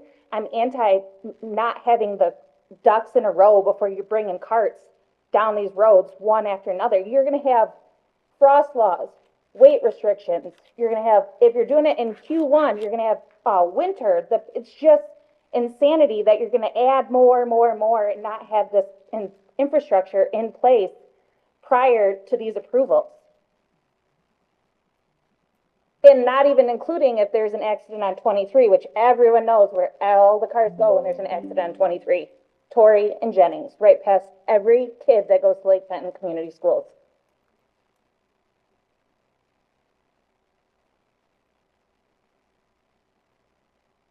Is that all? And then I had more. I was also going to commend Goupel because I was going to ask why there was the silt fence.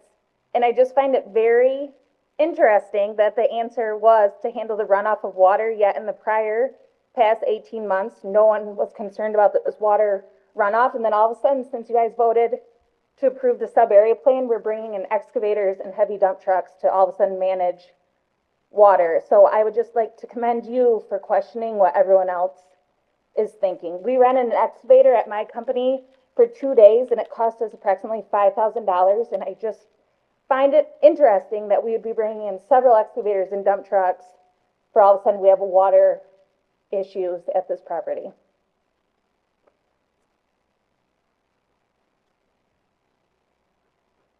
Anything else? Nope. Okay, thank you very much. And what is your name? I'm sorry, I didn't get it. It's kind of, Stephanie Mitchell. oh, Stephanie. Yep. Thank you, Stephanie. Mm-hmm. All right, is there anybody else on Zoom that would like to address the board? Okay, hearing none, I will close public comment and wake up my computer.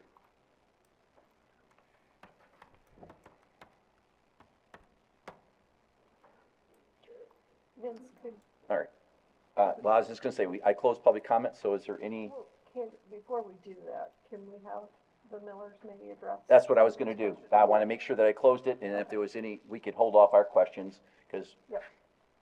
Chad, Tom, who wants to address these questions?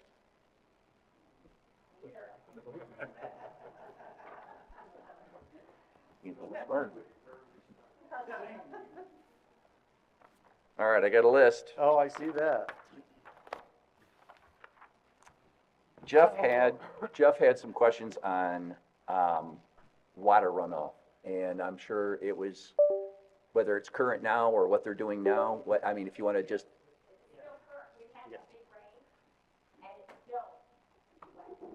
Even without the, there's still standing water in the pit, even after they put in this industrial culvert. So it's not runoff, correct? I don't know his location, but we don't, yeah. Yeah. Second house north and north side slope. So we don't have anything to do with the ditch on Torrey Road. All of our water has to be contained on our facility, which if you've been to our facility, we have storm detention all over our facility, all over our property. So all of our water runoff is on our property, and then it slowly goes out to the ditch on Thompson Road. So at the end of the day, that was based on the requirements of Genesee County, the Drain Commission. So all of our water runoff is located on our facility. so you're in compliance with everything the county has given you? Absolutely. Actually, we have more unbelievable amount of storm detention on our property. Can you talk a little bit about noise level on, I guess he was talking about the noise level on Torrey Road. What he was Does any of your trucks go down Torrey Road, or, I mean? I think he was talking about vibration. Yeah, it's not the trucks, it's sheet metal of some sort hitting concrete in the middle of the night. That was going on at the original building, the first building. So that. You mean constantly, or? Well, I mean. Every night. Yeah. Every night. Yeah. Was it perhaps the material for the second building you built? I have no idea. Dropping. All of our construction is interior to our building. Yeah. And all of our equipment, the only thing that could make noise like that, if you knew what we do, would be one of our bases being put on floor, that they stand the walls up, put everything inside of it, because we do modular construction. But you can't drop those. They're hanging from a crane. You can't drop them. So I don't know what they're referring to. We've had sound studies done before, and typically we're 70 dBA or less. Yeah. So I don't know what the noise they're hearing. I'm not saying they're not hearing it. I just have no idea what it is. Maybe somebody's taking something out to the gondola and dropping it in a gondola in the middle of the night. I don't know. We don't generally have somebody that does that, but maybe somebody decided to. I don't know what to tell you, but it's not part of our manufacturing process. The other thing is, the gentleman was up here and he said, he wanted to know about how we process steel. And are we gonna put in, megaton presses and stuff like that? We don't do any of that. We have lasers. We bring in metal, we cut the tube with lasers, we cut all of our sheet metal. It comes in on pallets.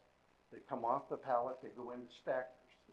And then when the programmer programs something to be built from one of those gauges of metal, this machine goes over and it pulls whatever gauge metal off of the stacker, loads it into a Salvagnini machine, and it laser cuts it, bends it, spits the end, spits it out the end.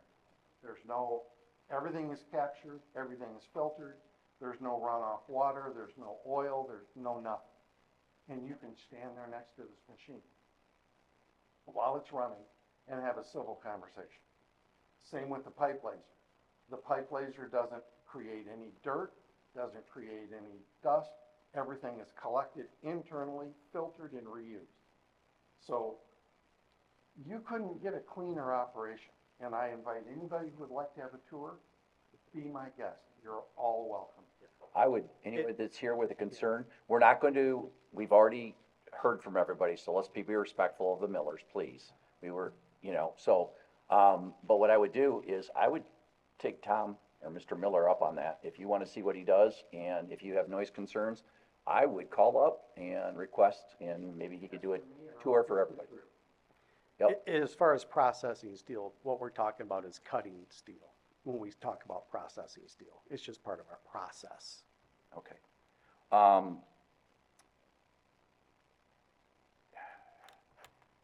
Do you have trucks currently going up Torrey Road? Because it's not an all-seasons road, but I think what she was talking about, it could be a delivery trucks. We have trucks coming from all over the place. Okay. They could be a box truck.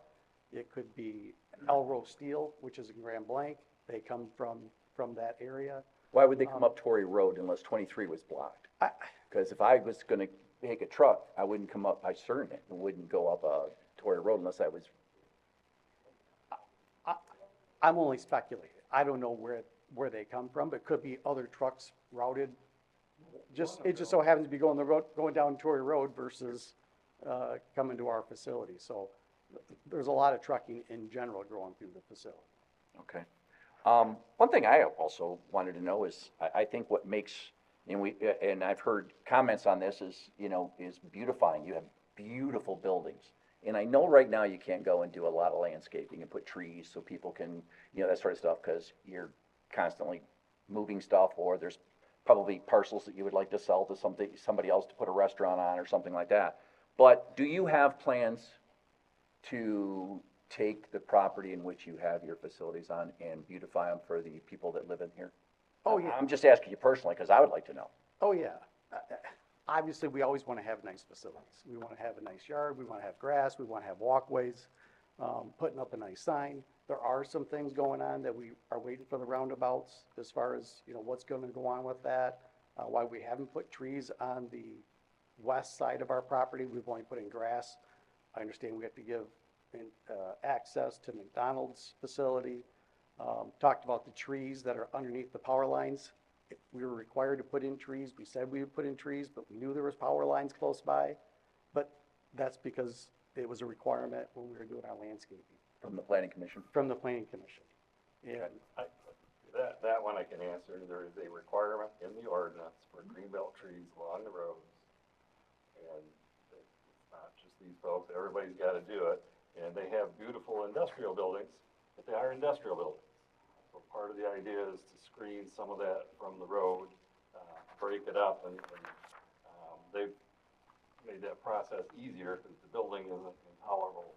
They've done a lot of things architecturally to make that a much more appealing building than it could be. But Jason, those trees, the Planning Commission made them put in. It's in the ordinance. Everybody's got to do it on the roads. There's, I don't remember, it's every 25 or 30 feet. But again, I'm a big landscape guy. I was probably a driver of some of these requirements back in the early 2000s when they were done. I think they do help soften some of the things that go on in the township. If you go by the Wabasto building that sits right off the exit on the freeway, I was actually quite pleased with how that turned out because there's a lot of landscaping, it's got a lot of berming. I think it really softened that area. There was a bank that went in on Fenton Road, and they actually did more than what we required of them. That's, as a planning commissioner, when I go by and see that, that's what makes me proud. Some of the things that we've done to try and make things work together. So that's why those trees are there on the road, because they're required to do it. All right. Jason had another question. I guess there's a house that he fears has asbestos. Do you own that house? It's the property that I believe his family used to own that they eventually sold, so he would know better than we would what's in that house possibly, but we are not aware of any asbestos in that house, but we certainly will have it checked. And you'll have it, or you would do it anyway, but, so, I Yes. guess what he's wanting is some assurance that you're not gonna come and, just demo it and throw asbestos into the air. Yeah. You can assure this? Yes. Thank you. We've already covered water runoff, Jason, as far as their retention ponds, things like that. If you have more, call them directly, and have them walk the property with you. I'm not done. We're required to retain all our own water. Yeah. Every bit of water on our property has to stay in. What about the culvert that's going underneath, that North Park Boulevard there? You can tell me what it is. That's property technically owned by us, but it's regulated by the road commission, that within 60 feet on Torrey Road. Would that be a county issue? I would think, Yeah. Obviously, there's probably a drain culvert that must be blocked. That would be my guess. Wouldn't the runoff add though to the capacity that the culverts and the sewers were built for right now? The design criteria is that it gets released off-site at a rate no greater than it would be in an undeveloped ag state. So the concept is if you look at the land with nothing on it, just dirt. We've all been different places. There's land that's higher, there's land that's lower, there's slopes, there's hills. Whatever Mother Nature brought to us, the concept within the engineering plans, and the engineers look at all these plans to determine the volume of capacity that you need. And I don't know if Jason's math is good or not, but he was projecting a huge amount of water. And if that's true, the systems that are on site, whatever development, put Miller out of the equation, are evaluated by the engineers to make sure they can handle the water, because now you're going from what used to be farmland to something that's impervious. And that water's gotta go somewhere. So when it's reviewed by the township engineers, they're doing those calculations. I don't want you to believe that there's no way that water can run from one property to another, because there are certain rain events and circumstances, because they're engineered to a certain level. And I don't wanna sound like an engineer, because I'm a lawyer, and that's way better, so. Not really. Yeah, I know, that was supposed to be funny. But I think they engineer it for the 100-year storm for retention. The pipes are sized for a certain size. If you exceed whatever those design criteria are, and you're gonna get runoff. And a lot of what we saw this spring was a confluence of a lot of bad things happening at once. A ton of rain. There was a single rain event that was a 100-year rain event, but we'd had a ton of rain before, and the ground was still frozen.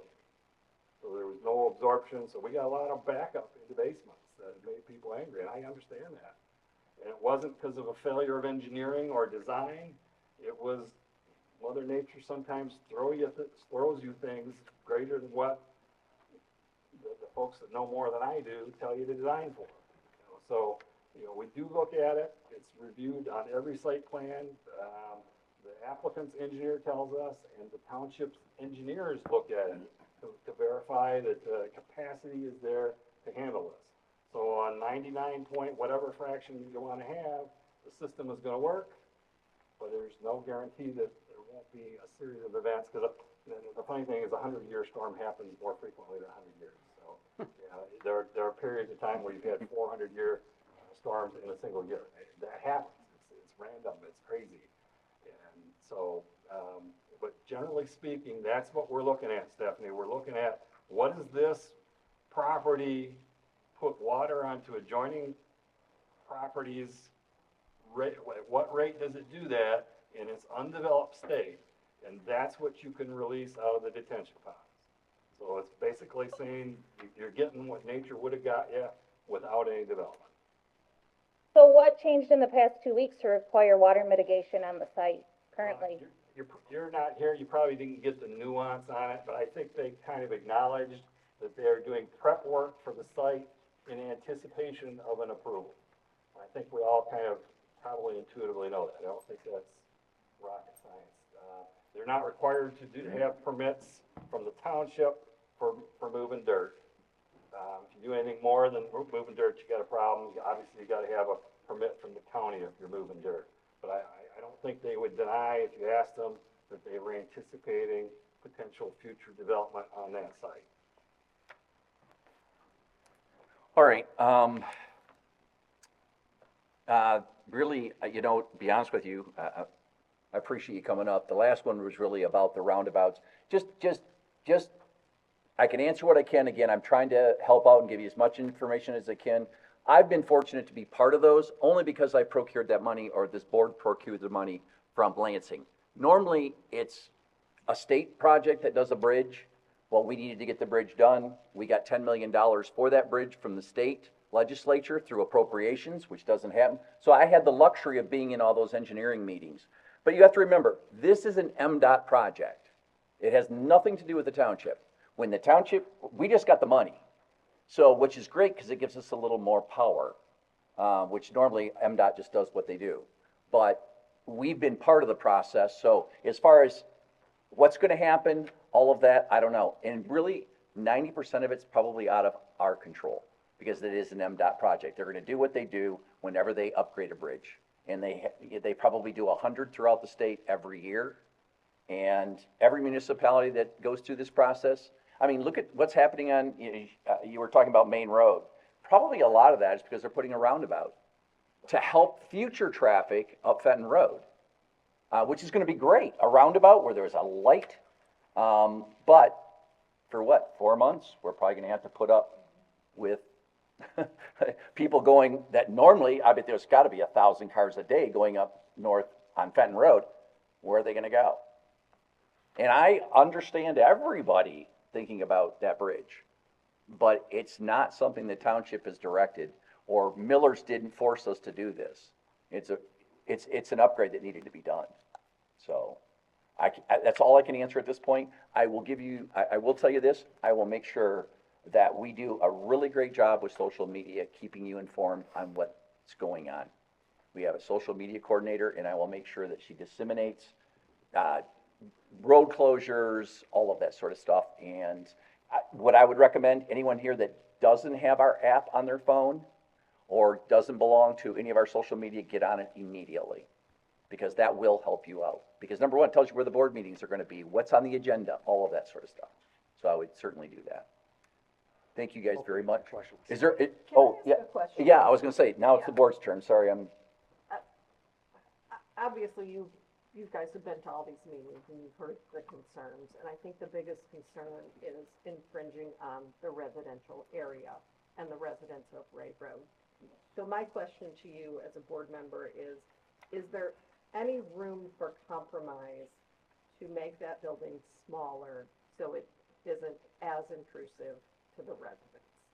And I understand you know your business, I don't. You know the space you need to move these pieces of steel and the racking and everything. So that's my question to you.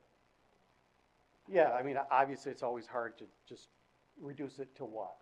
Right. Right? Obviously, we're trying to maximize the property, and use it. We don't want to have to do construction again, add on, do it in one time. The one thing we have looked at doing is where Jason lives, making sure that we screen that off really well.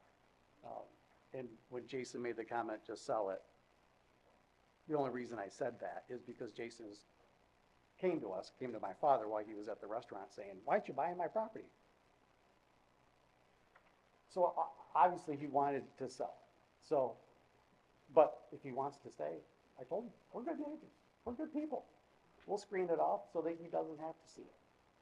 So We actually could have used a bigger facility, if you want to know the truth. But there were a whole lot of reasons, so instead, we already had the engineering for this size, so it made economic sense to use that engineering to build this building, and then we leased a GM facility in place. So, we need all the space we can get.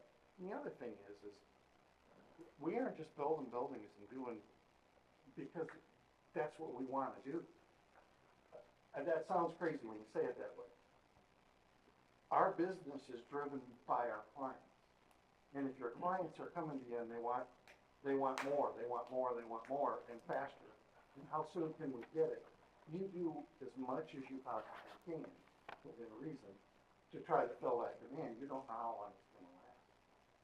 So, when somebody says, well, I think, we should wait a couple of years, well, then you're not at all looking out through the eyes of the people who are providing those goods and services, because you can't wait a couple of years. Everything changes. So, we're doing the best that we can, and we're doing what we can to be the best neighbors we can be. We're doing our best to be quiet. Maybe we don't succeed 100% of the time. We're doing the best we can to not put crap into the atmosphere to hurt any of our other resources and water. We do pay wages that allow people to do more than buy jerky at the gas station. I was gonna ask you the question, because that's something that I think is not only, but you have to remember, Tom, Mr. Miller, everybody here is very passionate. So when you hear that, it's like me having that same conversation with you over a beer, and I'm getting a little upset at you. I don't think Jason Bennett is to be rude. But what I would like you to speak to is, why don't you tell the township, the residents, what you're paying, how much you pay? Because maybe there is a misconception, or maybe it's a reality that you pay $2 an hour. I don't know what you pay. I know when the governor was there and I was there with her. Let me address this. Okay. There was a comment made about us being union busters. Couldn't be more wrong. Couldn't be further from the truth. Yeah. We hire more union and develop more union than anybody that I know of. Yeah. We actually have 65 pipe fitters, local 370, down the street. Oh, right down the street. Down the street, that work in our facility. See, I didn't know that. Weinstein Electric. Apprentices that we just brought in the apprenticeship program. Yeah, so we have 33 apprentices through GCI, Fenton Schools, Lake Fenton Schools, Linden Schools. I have 10 interns, Michigan State, Western Michigan, Central Michigan University, that are in our facility this summer working for us. I have mothers that call me and say, can I get my son a job there, from Western Michigan, lives in Fenton Township. I have the city of Fenton mayor there called me, wanted to know if she could get somebody she knew a job, who has 2 kids, couldn't get a job anywhere. We just hired him. So we can get people in the door, we pay them well. For the most part, our starting wage is roughly around $20 an hour. That's You have people that's a starting, making 6 figures? That's a I don't starting, know. that's a starting wage. Okay. That's just getting in the door. Our professionals, like the engineers and so Yes. forth. Yes, Anyone 6 figures. You can get a mechanical engineer for under 6 figures. Yeah. Project managers, salespeople, engineers, structural, mechanical. Well, if you're electrical. hiring union, you're paying Oh, yeah. Yes. the highest you You know, can pay. you can look up what a pipe fitter makes. They're working, 50, 60 hours a week. That's what I'm gonna do in retirement to make Yes. money. You guys Yes. offer benefits also Yes. for employees? Yes, Complimented benefits, Even for the guy for healthcare. 20 bucks an that's hour? right. 401k, Nice. Yeah. Nice. vested 100% day one. Dollar for dollar we match. Dollar for dollar matching your. Blue Cross, Blue Shield. I mean, it's good. And they live in Fenton Township, a lot of them. Well, I think you've listened, and again, I don't know if there's any other questions, but you were able to sit here, listen to the people. You can understand their passion, and hopefully we can work together. No matter how this turns out, we can work together and make sure that you are good neighbors. People are, as you've seen in the last couple of months, people are passionate about their township, and so hopefully we can. And we're not trucking this stuff from 3 or 4 miles away from the expressway. You couldn't be closer. When you come out and you go right on. To the expressway. And we live in Fenton Township. I have my whole life. So Okay, certainly we want it to be a place that we can all enjoy. all right. Thank you. Is there any other questions from the board? Thank you. Anybody? I've got some, but it won't make a difference. Okay, if there's another, both of you, thank you very much, Chad and Tom, for coming tonight. I have closed public hearing.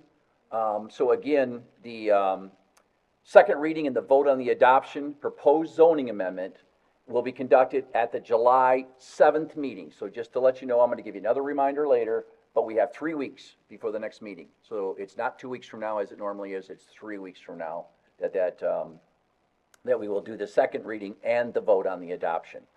All right, moving on to the next business order, is reports. We have a single report tonight, and it's our zoning administrator report. This is the May 2026 report. So the planning commission's been a little busy, right? They had 3 meetings in May. We've pretty much discussed all those topics recently. In addition to the sub-area plan and items relating to Miller, I also reviewed a final site plan for Fenton Wine and Brewery to build a boutique hotel on Fenton Road at the end of North Long Lake Road, on parcel that's been zoned commercial for 50 years. Hotels in the C3 or C2 zoning district are permitted use, and that was granted final site plan approval. We did not have a Parks and Rec meeting in May, and then a zoning board, dealing with traditional sight lines, accessory building size, and front yard setbacks. Thanks, Mike. Any questions for our zoning administrator regarding anything that happened or is going to happen? Thank you, Mike. Yep. Appreciate it. Okay, are there any committee reports to be made to the board tonight? Hearing none, we'll move on to communications. We have none this evening. Adoption of ordinances, none. Sorry, dry mouth, forgot my water. Moving on to the next order of business is unfinished business. This is just a reminder that to everyone here that the next meeting is not until July 7th, so it's 3 weeks away. Moving on to new business, we have resolution number 2026-13. This is the proposed Torrey Ruth Channel Special Assessment District, and Operations Manager Broco will explain. Yes, you'll remember last year, at the request of some residents, the board initiated special assessment proceedings by resolution, but then that was stopped when more than 20% of the land area of the proposed district filed written objections. So they've now gone back, reconfirmed their costs with the contractor and submitted petitions this time for a special assessment district. Those petitions signatures represent 69% of the land area and 9 of the 12 properties, which is 75% of the properties themselves. So the proposed improvement involves dredging and removal of materials from the channel so boats can get in and out. And the total cost, including the actual dredging and removal of spoils, restoration, and admin costs, a little over $125,000, which would be spread over a potentially a 10 or longer year period for the 12 properties. All right, Tom. You said 70% approved? Or 69.21% of the land area. Land area. Exactly. That's the legal requirement is land area, over 50%. But we always look at the number of properties as well, and in this case it was 75%. Okay. I know that Treasurer Tucker was going to ask that question, so I want to make sure that it was clarified. All right, thanks, Tom. Are there any questions or comments from the board? Okay, hearing none. Resolution number 2026-13. Clerk Krug, will you please present the resolution? Yes, thank you.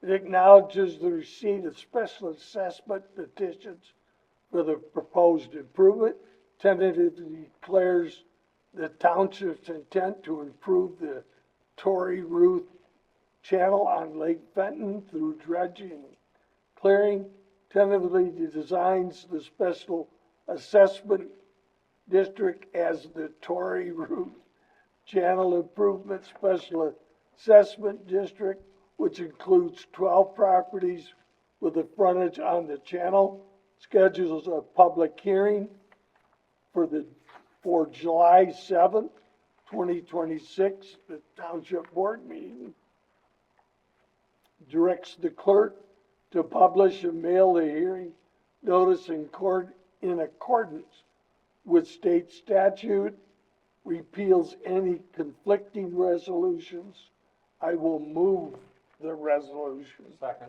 All right, motion's been moved and seconded. Any further discussion? Clerk Crew, will you please call the roll? Clark, Yes. Kessler, Yes. I vote yes. Gopel, Yes. Tucker, Yes. Lorraine. Yes. Reed, Yes. resolution passes. All right, thanks, Bob. All right, next business order is board comment. Is there any other, comments from the board? I do have one. I don't know if you follow the board meetings, not just the ones through the planning commission, about the rezoning, but, the board voted, I think it was 4 weeks ago, to put these new lights out on our beach Yeah. to prevent geese. And Mike and I, he walks by my office, sits in my office every day, and just about every day, for the last couple of weeks, we don't have one. No, the geese are gone. We put one in the front. So if you want to know, if you have, because we've heard people over the years say that there's geese, they have geese problems, they don't like the excrement on their lawns. There's a light you can buy, a very inexpensive light, you stick it in your lawn and the geese do not come. So I just wanted to report to the board. We were gonna do like a $20,000 remodel, or landscaping, and we spent $800 buying 2 lights and they work. So just, I thought the residents would want to know that because, So huh? far, yeah, it's a little early to. I think it's a great idea. No. But yeah, it might be a little early, but I'll tell you what, we have been looking out there and there's been no geese. So, and I've got a lot of them all over my property, so. And I've got a comment too, unrelated to that. Okay. Since we have a lot of passion in the room, some of you heard this at planning commission level. There's stuff going on in Fenton Township. You're in tune to that. There's stuff going on in Lansing that would drive you nuts. Okay? What I'm talking about is there's some current bills that are pending that if you have water and sewer to a property, you cannot have a minimum lot size of greater than 1,500 square feet. 1,000, not floor plan for the building, the lot size, 1,500 square feet. Now, to visualize that, that's a 30 by 50 parcel. Contrast that with what we are doing here. Our minimum parcel sizes in our 3 district are 12,000 square feet. Lansing is trying to take that away from us, or they're at least thinking about that. There is legislation that would restrict the township's ability to require an applicant to provide traffic studies, water studies. It would put limits on our ability to do that. Now, I think our state rep, I think, is already opposed to these things. He is. But I think all of you need to take just 10% of the energy that you got for the Fenton Township and direct it to Lansing. Because if any of that stuff becomes law, the stuff we've been talking about just doesn't mean much of nothing. Because they will have stripped and gutted everything that we are trying to do. Because despite all of our conversations, if you look at our zoning map and what we're doing here, this is still primarily 80-some% medium density residential township, and that's the way we like it. I hear you when you're talking about that. I understand what you're saying when you talk about it, but there are threats to that. I don't know if they're gonna make way. They're in committee right now. They haven't come out of committee, but please take your voice. You have good voices. Take them to Lansing as well. Hopefully you understood what he said. You're talking about people that could be able to buy a piece of property and have a 440 square foot home and build 100 of them in a property that we would normally say you could build 1 house. That's an exaggeration, but the problem is it would take away all your local control. So instead of coming here and voicing your concerns, be one place to go. Oh, you wouldn't even get the opportunity to raise. Yeah, you wouldn't even get your an opportunity to go. They would tell you that is permitted. Yeah. And that is. Nothing you could do. That is absolutely insane, and it has bipartisan support, I am told. I have no idea how you could wrap your head around that and think that was a good thing to do. It is. Email me, Yeah. and I will send you both bills, the House and the Senate version. It's multiple versions, there's multiple bills, and I looked at them, but I don't remember the numbers, I don't. Yeah, right. Yep. Yeah, we'll, maybe push it through the, talking about, does everybody know the Fenton Township app? Does everybody, because that's a, it actually helps me. There's been some road closures that I didn't know about, that, so, you know, thank God for social media, we're getting information out. But yeah, I'll see if we can't get that posted. Mike, can you get me those bills tomorrow and then just make sure that we get them up on our social media? Appreciate it. They'll be up there tomorrow by EOD. All right, any other comments, questions, concerns from the board? Hearing none, we will now move to public comment on agenda or non-agenda items. I'll now open up the meeting for public comment on agenda or non-agenda items. Anyone would like to address the board that is currently present? Yes, ma'am. Yeah, not a problem. You came here, you might as well speak. I just wanted to go on record, just to summarize, I guess, since we're at the end of the meeting, that, here, put my glasses on, that the public hearing for the proposed rezoning of the Miller Industries, that every resident from Fenton Township that spoke at this meeting tonight was against the rezoning.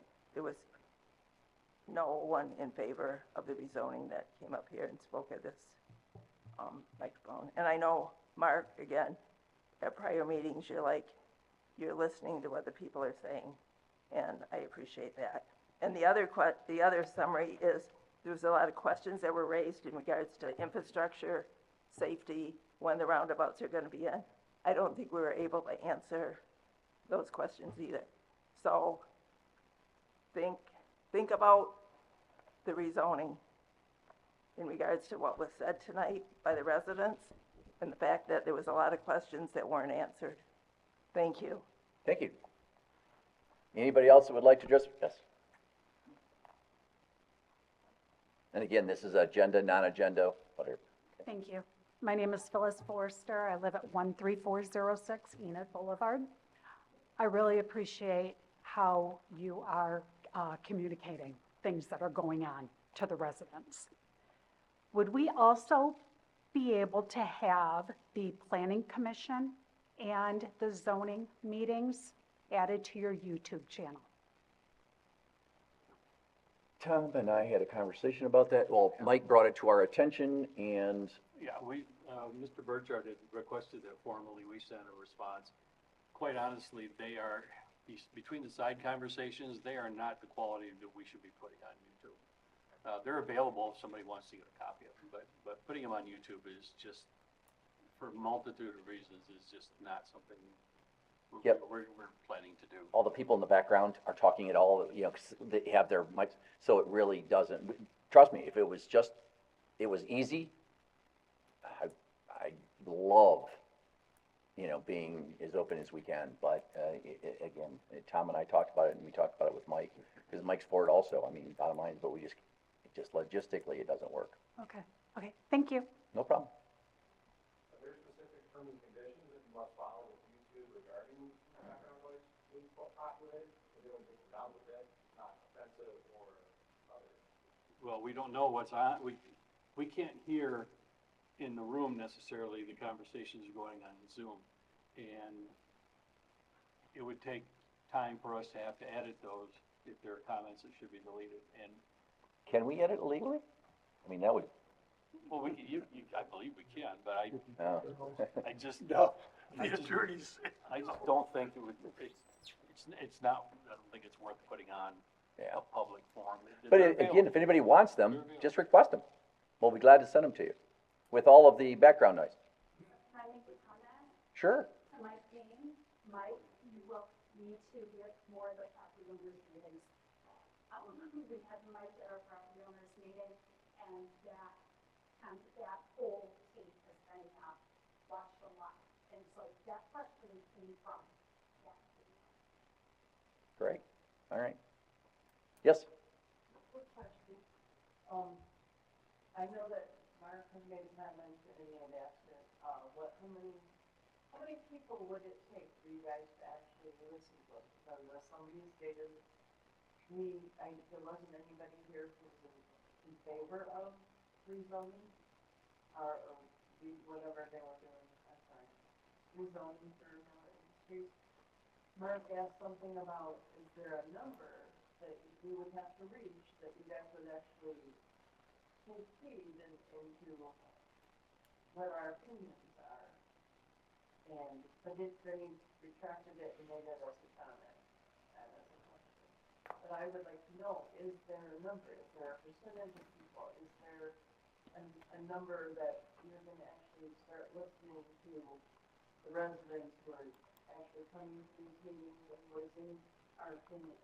So you have to realize, everybody up here, all of us, we want to do what the residents want done. Okay, there's nobody here that's got their own private agenda trying to drive this development or that development, but there are 18,000 residents in Fenton Township. Okay? Yeah, I've had lots of, four different statistics classes, so like, sample size, all that kind of stuff. I get what you're saying. You've been to the meetings, you know there's been a mix. Okay? There's been people that have appeared at the meetings that have been in favor of the rezoning. Well, I would disagree with the math, but it is, there's clearly more people that are voicing concerns. I don't know that I want to label everybody as in opposition. People have questions, I do that. But everybody up here is trying to extrapolate that to the entire township. I would love to be able to know what the entire township is thinking. I'm a little different than Mark, because Mark thinks, and I think some of you think, that zoning is a popularity contest and we vote on it. It's a good idea, it's a bad idea. That's not what zoning and planning is about. It's not whether you think it's a good idea or I think it's a good idea. It's about a plan that we put in place that has a long-term component in the master plan and a short-term implementation of that long-term plan in the form of the zoning ordinance. So what we're trying to do is get a plan, and this is where you guys come in. And that's what we're gonna look at. We're gonna take a look, because maybe, in the absence of communication, because we can't get anybody to show up at these master plan meetings. Is there a way we can have a petition sent out? Well, we're gonna do, that's what we're working on. We're gonna start doing some, During the master plan. in the short-term rental things, we got this started. And if you look at that, even as the number of responses that you got back, as a total percentage of the total isn't great, but on a statistical scale, it was statistically significant, meaning that you can take those numbers and you can try and extrapolate concepts. And what that told us is that we had half of the people that didn't want short-term rentals at all, and half of the people that wanted to allow them, but with restrictions. And you might want to say extensive restrictions. And we went through a tremendous amount of public input and surveys, and at the end of the day, we have 2 short-term rentals in Fenton Township. Okay? You can say much ado about nothing, but I would disagree with you. Because what we got out of that was a lot of public input, a lot of public feeling, a lot of issues. And we kind of slugged through it, and I think we came up with a pretty good solution, but 2 that we know about, Bob. I didn't Yeah. say a thing. Yeah, Yes, you did. But your face did. Your face said a lot. So, Hey, I can frown, smile, or. yeah. So please don't think that there's anybody up here that has an agenda of their own. Every one of us would love to know, but there are certain things that people want done that just aren't legal. They will lose in court, and I won't vote for those. I can make you all happy, and you can all stand up and cheer when I vote no, whatever, but then when the day comes, the judge comes and takes away our ability to enforce zoning or whatever, because we're doing bad things. So, Let me just say, I realize that, I understand what you're saying, but optics matter. And when you say that it's not a popularity contest and all these things that you just said, when Valeris is brought in, the bulldozers and they're doing the erosion control and everything that they're doing in preparation for this getting approved, optics matter. It looks, I completely agree with you. I completely agree with you. Because I'm sitting here preaching to you guys that the process matters. Okay? And I gotta have you believe that the process matters. well, it doesn't look that. I know.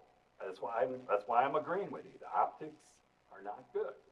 But I'm gonna tell you, and I still believe the process matters. Okay. Jack? Now, hold on just one sec, Jack, before we get, I don't wanna, This has been coming up and nobody's addressed the one fact that maybe nobody knows besides me, but there is a manner under the state statute where if you get enough signatures, and bring it before the board, it goes on the ballot about the rezoning. Yeah, yeah, I mean, So if after- you get enough, after it's to done, yeah. answer that lady's question, you can get enough signatures, and bring it to the board, and if there's enough signatures, it goes on the ballot, and it can undo the zoning. That happened in Mundy Township, actually, Right. a few years back. It's like you gotta get 15% of the votes for the governor in the last election. Yeah. So, Yeah, so- any kind of rezoning activity is subject to a referendum. That's what Jack is talking about. So, yeah, you're not the only one that knows that. would we have to, would it have to, let's just say it passed, would it have to pass first and then? Yes. Right. Okay, so it isn't like they could do it now, Right. Right. To so, do it now would be way ahead of it. They have okay, to all right. get the I zoning, just didn't know the process. So, and then they can petition, and I think it's 20%, but whatever. Anyways, it's some number. some number of the Some votes percentage, cast for right. governor. I think what happens is the thing, if, assuming it passes, that's just an assumption Right. at this point. There's, I'm sorry? Because we're not on the mic, the camera's not turned on. You can't hear me? No. Oh. Can the Zoom people not hear? Somehow it got turned, this thing's acting up weird tonight. It's back, thank you. Sorry about that. I'm old. I Public completely hearing, forgot fine. what I was saying.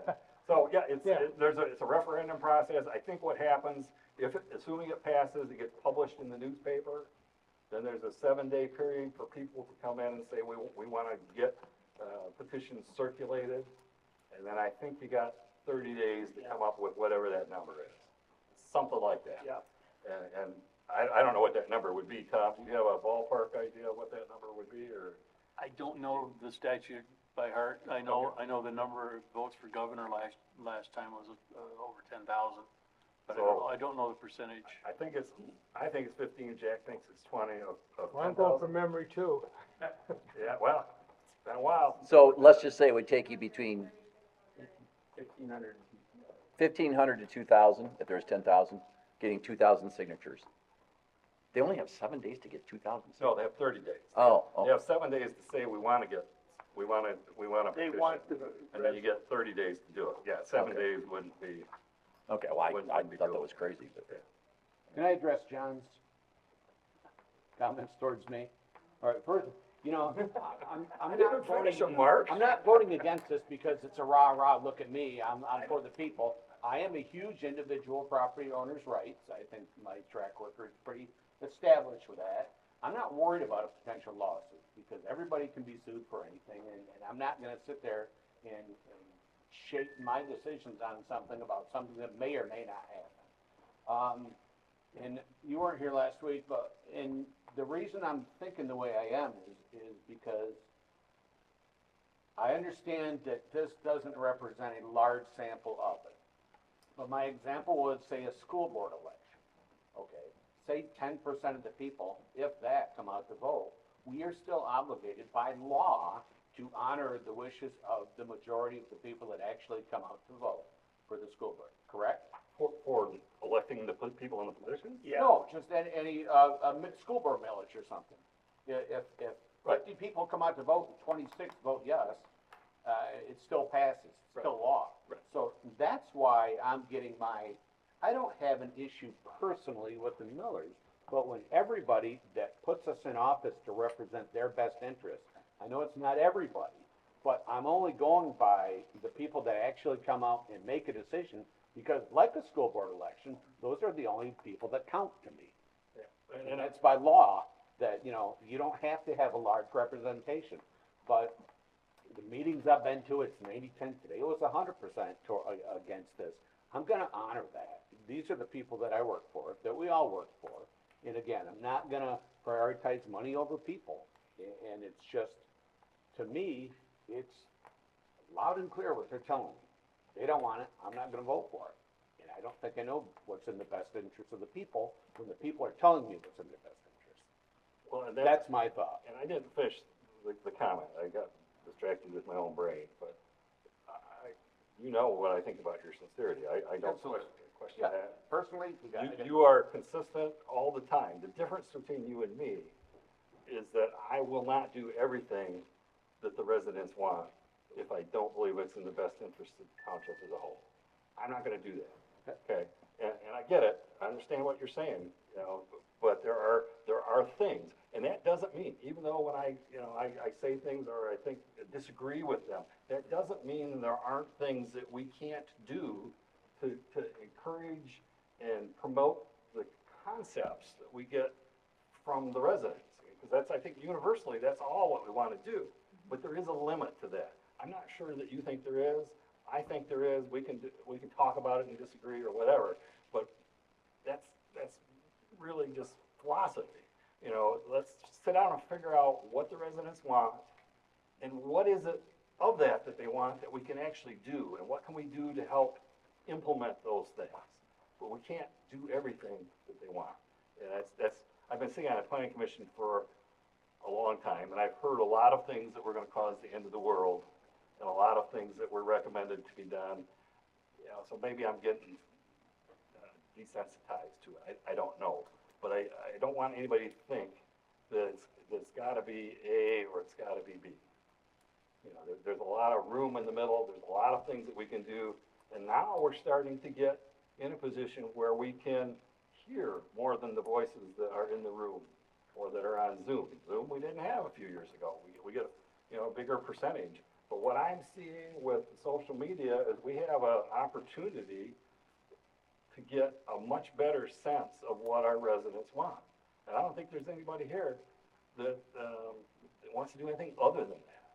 But that's the difference between me and you. I didn't finish the thought, and I didn't certainly want anybody to think that you were grandstanding, because you would be the last guy I would ever accuse of kowtowing to public opinion or grandstanding. You know that. So if I gave you that impression, I apologize for that. I get distracted easily. When you get old. You're a lawyer, man. That's what you do. That's right. All right, any other questions or comments from the board? All right. We'll go back to public comment on agenda, non-agenda items. Anybody else who would like to address the board on agenda or non-agenda items? Hearing none, we will move to. And can I go from Zoom? I'm going to in just a sec. We got one more person. Yep. Okay. There was a, comment that came in. You know what? They can't hear you. Do you mind? I'm sorry. I just don't want her to think that she can't hear him. There was a letter that you read earlier that someone had sent in. If someone wanted to send a letter like that in, is there an email address that they would use, or? They can go right to the website, and there's a thing in there, Info at Fenton Township. Yep, info@fentontownship.org. Perfect, thank you. All right. Since there's no one else present, we will move to Zoom. So raise your hand. There you go. I can't see your name. It's Stephanie. Oh, Stephanie? It's Stephanie. All Yeah. right, Stephanie. So I just have a couple of questions based off conversation. I was curious for Tucker why he thinks this warehouse would be in the best interest of the township. Well, that's a different question than what I would ask myself when I'm evaluating that. Mhm. I don't want to give everybody a lecture. They've heard enough lectures out of me, but there are certain requirements under state law what your township zoning ordinance has to do. And we've talked about exclusionary zoning. I've not bored you with the takings arguments that developers raise. There's a lot of things out here that are potential problems for municipalities. And if you don't believe me, get into your newspapers and start reading about the wineries up in the Traverse City area. There's a certain township, I don't remember which one it is. Mission Point, yes. You're right. Yep. They just got zing, what was the number, Mike? Do you remember, was it 20 million? Some exorbitant amount of money there was a judgment entered against the township because they weren't doing the things that state law requires them to do.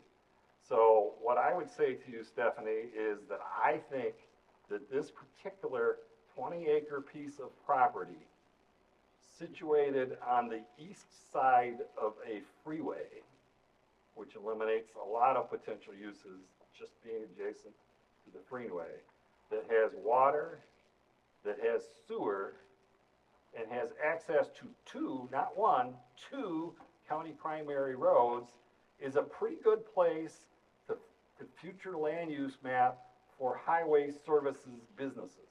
And that presupposes the notion that I have to do that. But what I'm telling you is the state law requires the township to have permitted areas for every legal use, whether we like it as a group or whether we don't like it as a group. So what I would say in terms of the Miller building is I can't think of a better piece of property in Fenton Township that ought to be future land used for highway services. It sits on the freaking highway with water, sewer, two county primary roads.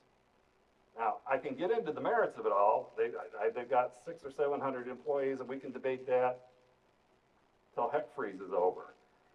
But I know that fear comes easy, concerns come easy, and I don't want to emphasize them or diminish that. That's real, I get that. But there's a lot of information and facts that people with fear don't have, okay? So- But there's been a so lot of talk my- about traffic issues. There's a traffic study, okay? We already got it, we already know what the facts are, but that doesn't stop people from worrying about it because there is no doubt that traffic is worse in Fenton Township now than it was 5 years ago, 10 years ago. I got here 20. So is it a legal, reasonable ask that you as the township have a duty to still approve this, but meet the residents' concerns and having the infrastructure in place before it is approved because of all these jobs and the traffic studies?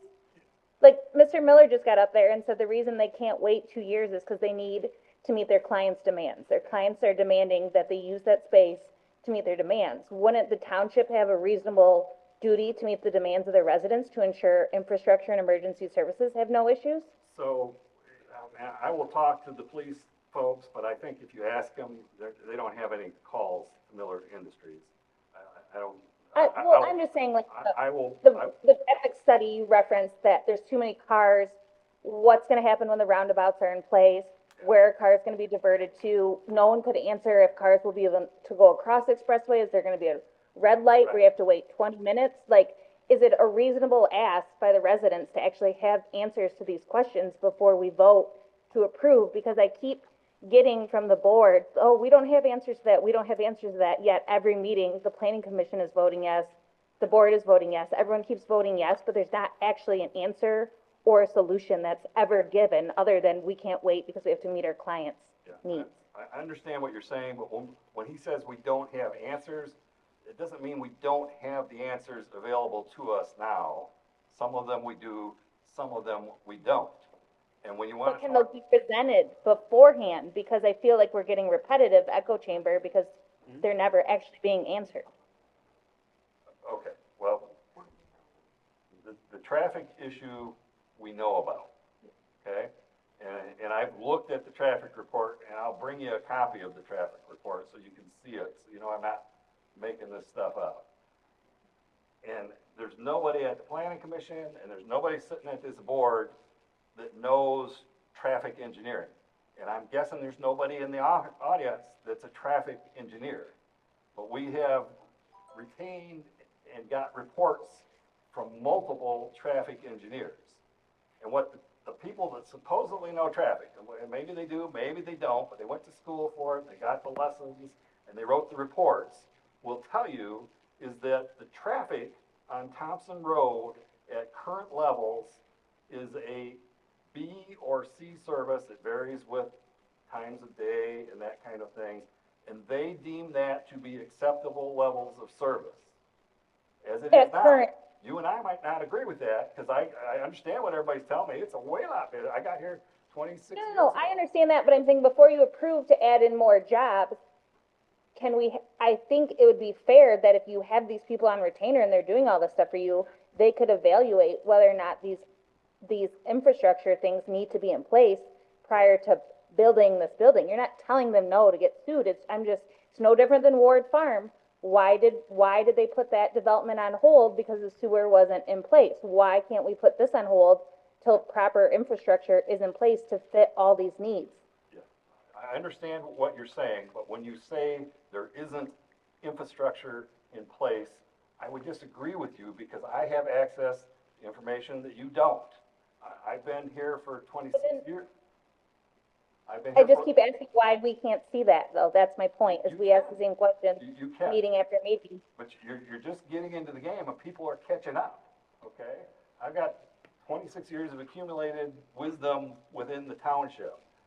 The traffic study, everybody's talking about the traffic. Where the traffic is bad on Thompson Road is at the interchange. And it's been failing for a long time before Tom Miller ever got here with his buildings. That interchange has been failing, okay? So what Vince is telling you is that he went out and got 10 or 12 million bucks so we can get that fixed. I'm gonna tell you right now, nobody wanted to tell you this, it's gonna be a train wreck when those roundabouts. I agree. But my question is, can you get it fixed before we add more cars, more heavy trucks, more semis, more excavators and things, more metal? Stephanie, it's already broken and it has nothing to do So with. then why would we add more to make it worse? Well, you're asking me to be a traffic engineer and I'm not. What I'm suggesting to you is I'm that- asking for a traffic engineer to tell us if it's a good choice to add this new building and all this new traffic and trucks to an already failing system before the solutions are put in I place can to tell make you it smoother. What the traffic engineers will tell you is fix the damn roundabouts and the level of service will go from level F failing to level B. And is it gonna be fun? It's not gonna be fun. I work in Grand Blanc right now, okay? And I take Baldwin Road to go to Grand Blanc. At least I thought I did, until they took a year to fix the bridge. And they're gonna take another year to fix the roundabout. And you wanna know about how you're gonna get across with the fire trucks or whatever? What if you wanna get to the hospital? Okay, and you're coming from the south. But I'm saying, we know it's failing, and I know that's the solution, but say the Ward sewer farm was failing, you wouldn't have put the stuff in there until it was fixed, because you knew it would be a disaster, and even more of a disaster. So wouldn't it make sense that we wouldn't add more, industrial complexes until we went from an F to an A to make it not a disaster? Phyllis, what I'm gonna do, oh, that's Stephanie, I'm sorry. Too many people. I am going to address your concerns with the county, because the county has a lot of information about that intersection. And I guess what you're asking is that if Miller builds this third building, why shouldn't we wait a couple of years to do the bridge first?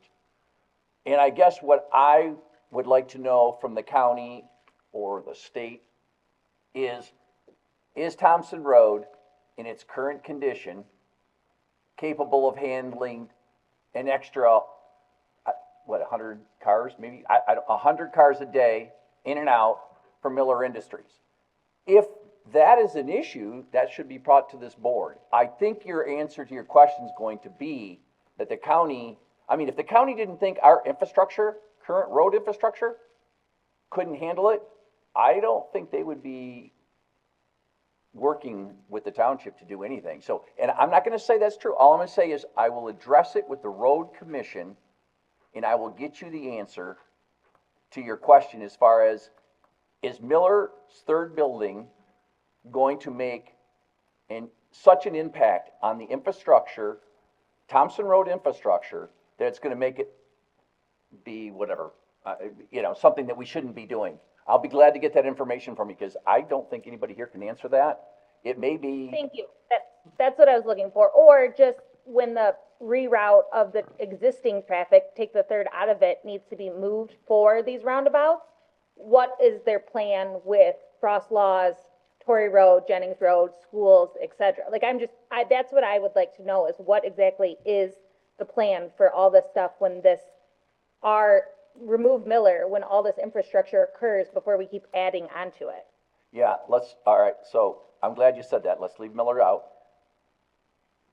I don't think, and I may be wrong, that let's say it's an extra 200 cars a day, ingress and egress is going to make a difference on Thompson Road. I can't say about the bridge, because the bridge is what it is. We've got to get the bridge fixed no matter what. But I know your concerns, and every time I'm on a Zoom meeting with the engineering firm and the county, and Mike, I actually have Mike on these meetings also. That's a top priority, and Mike will lend affirmation. I ask all the time. You have to let these people know a year in advance what's going to happen, where these routes are going to be. So when I say I can't answer it, I don't know where they're going to detour, but I can tell you they know that there has to be a good plan. Is it going to hurt? Yeah, it's going to hurt. But it's nothing to do with the township. The bridge has to be redone. So, but I will talk to the county for you tomorrow, because I don't think anyone here can answer that question unless you can, Mike. I can answer some of the questions. All right, good, go. So the traffic study that we have shows that the level of service at Thompson and Torrey is a B. It shows that the level of service going west on Thompson to go north on 23 is a BC. The additional traffic that Miller Industries would be putting on in that path wouldn't warrant the additional infrastructure improvements. On the west side, right, which is what kicked off this whole, traffic study, looking at the interchange. The interchange itself has been failing since 2002, right? It was identified in the very first Thompson Road corridor plan, saying it's been obsolete. So, but for development, especially on the west side, which is where the vacant property in the township is, that's failing, period. Any new development on the west side requires those improvements to begin. So in this section, which has been looked at, right, there is capacity for these truck movements without having to do additional improvements. Did you hear that? He's saying that basically the road study that's already been done by the county says that what we have is currently good enough to handle the traffic we have from Miller Industries. But my concern is the Torrey Jennings North Road traffic when this construction happens. Is there an actual plan, kind of back to the lady's point of the mailboxes, the cars that all line up down Torrey for West Shore and Torrey Hill pickup? Like, is there an actual plan for all of that? Well, there's gonna be, we just don't, I don't know when they do that. I've been on these meetings too, some of them, not all of them. So they're state level folks, and I will ask them that question. But I'm sure you're gonna see, because we've cut off access to a hospital. And if I got somebody that had a heart attack that is south of the hospital right now, I can assure you it's taking them 15 minutes longer to get to the hospital than it would if they could just go down Baldwin Road. So they're sending me up to Grand Blanc Road. It's a train wreck. It's one lane. There's no passing. I a lot of times have to go to Hill Road to be able to just move within traffic. When we get these roundabouts, they're going to be godsend, because then we're going to go from an F level of service to a B level of service, and B is actually pretty darn good, and that's what they're telling you the road part of the traffic is. It's these interchanges. But to get there, oh dear Lord. Exactly. Right now is a bad time to have a medical emergency, and when we're doing the roundabouts, it's going to be tough to get stuff from the west to the east. I don't think there's any way around that, but it's the pain that you got to put up with. Where they tell me it's improvements. I drive by that new bridge on Baldwin Road, and I spit at it every time I go by. But it's gonna. And all this summer, I'm driving literally 15 minutes each way, additional time. It's the price I pay for progress. When we're done, I expect it to be better. So when we're doing the roundabouts, I'm going up Torrey to Baldwin, and forget all that. I'm not going to be anywhere near that interchange. John, you were right, 15%. 15%? John was right. Score one. All right, is there anyone else on Zoom that would like to address the board on agenda or non-agenda items?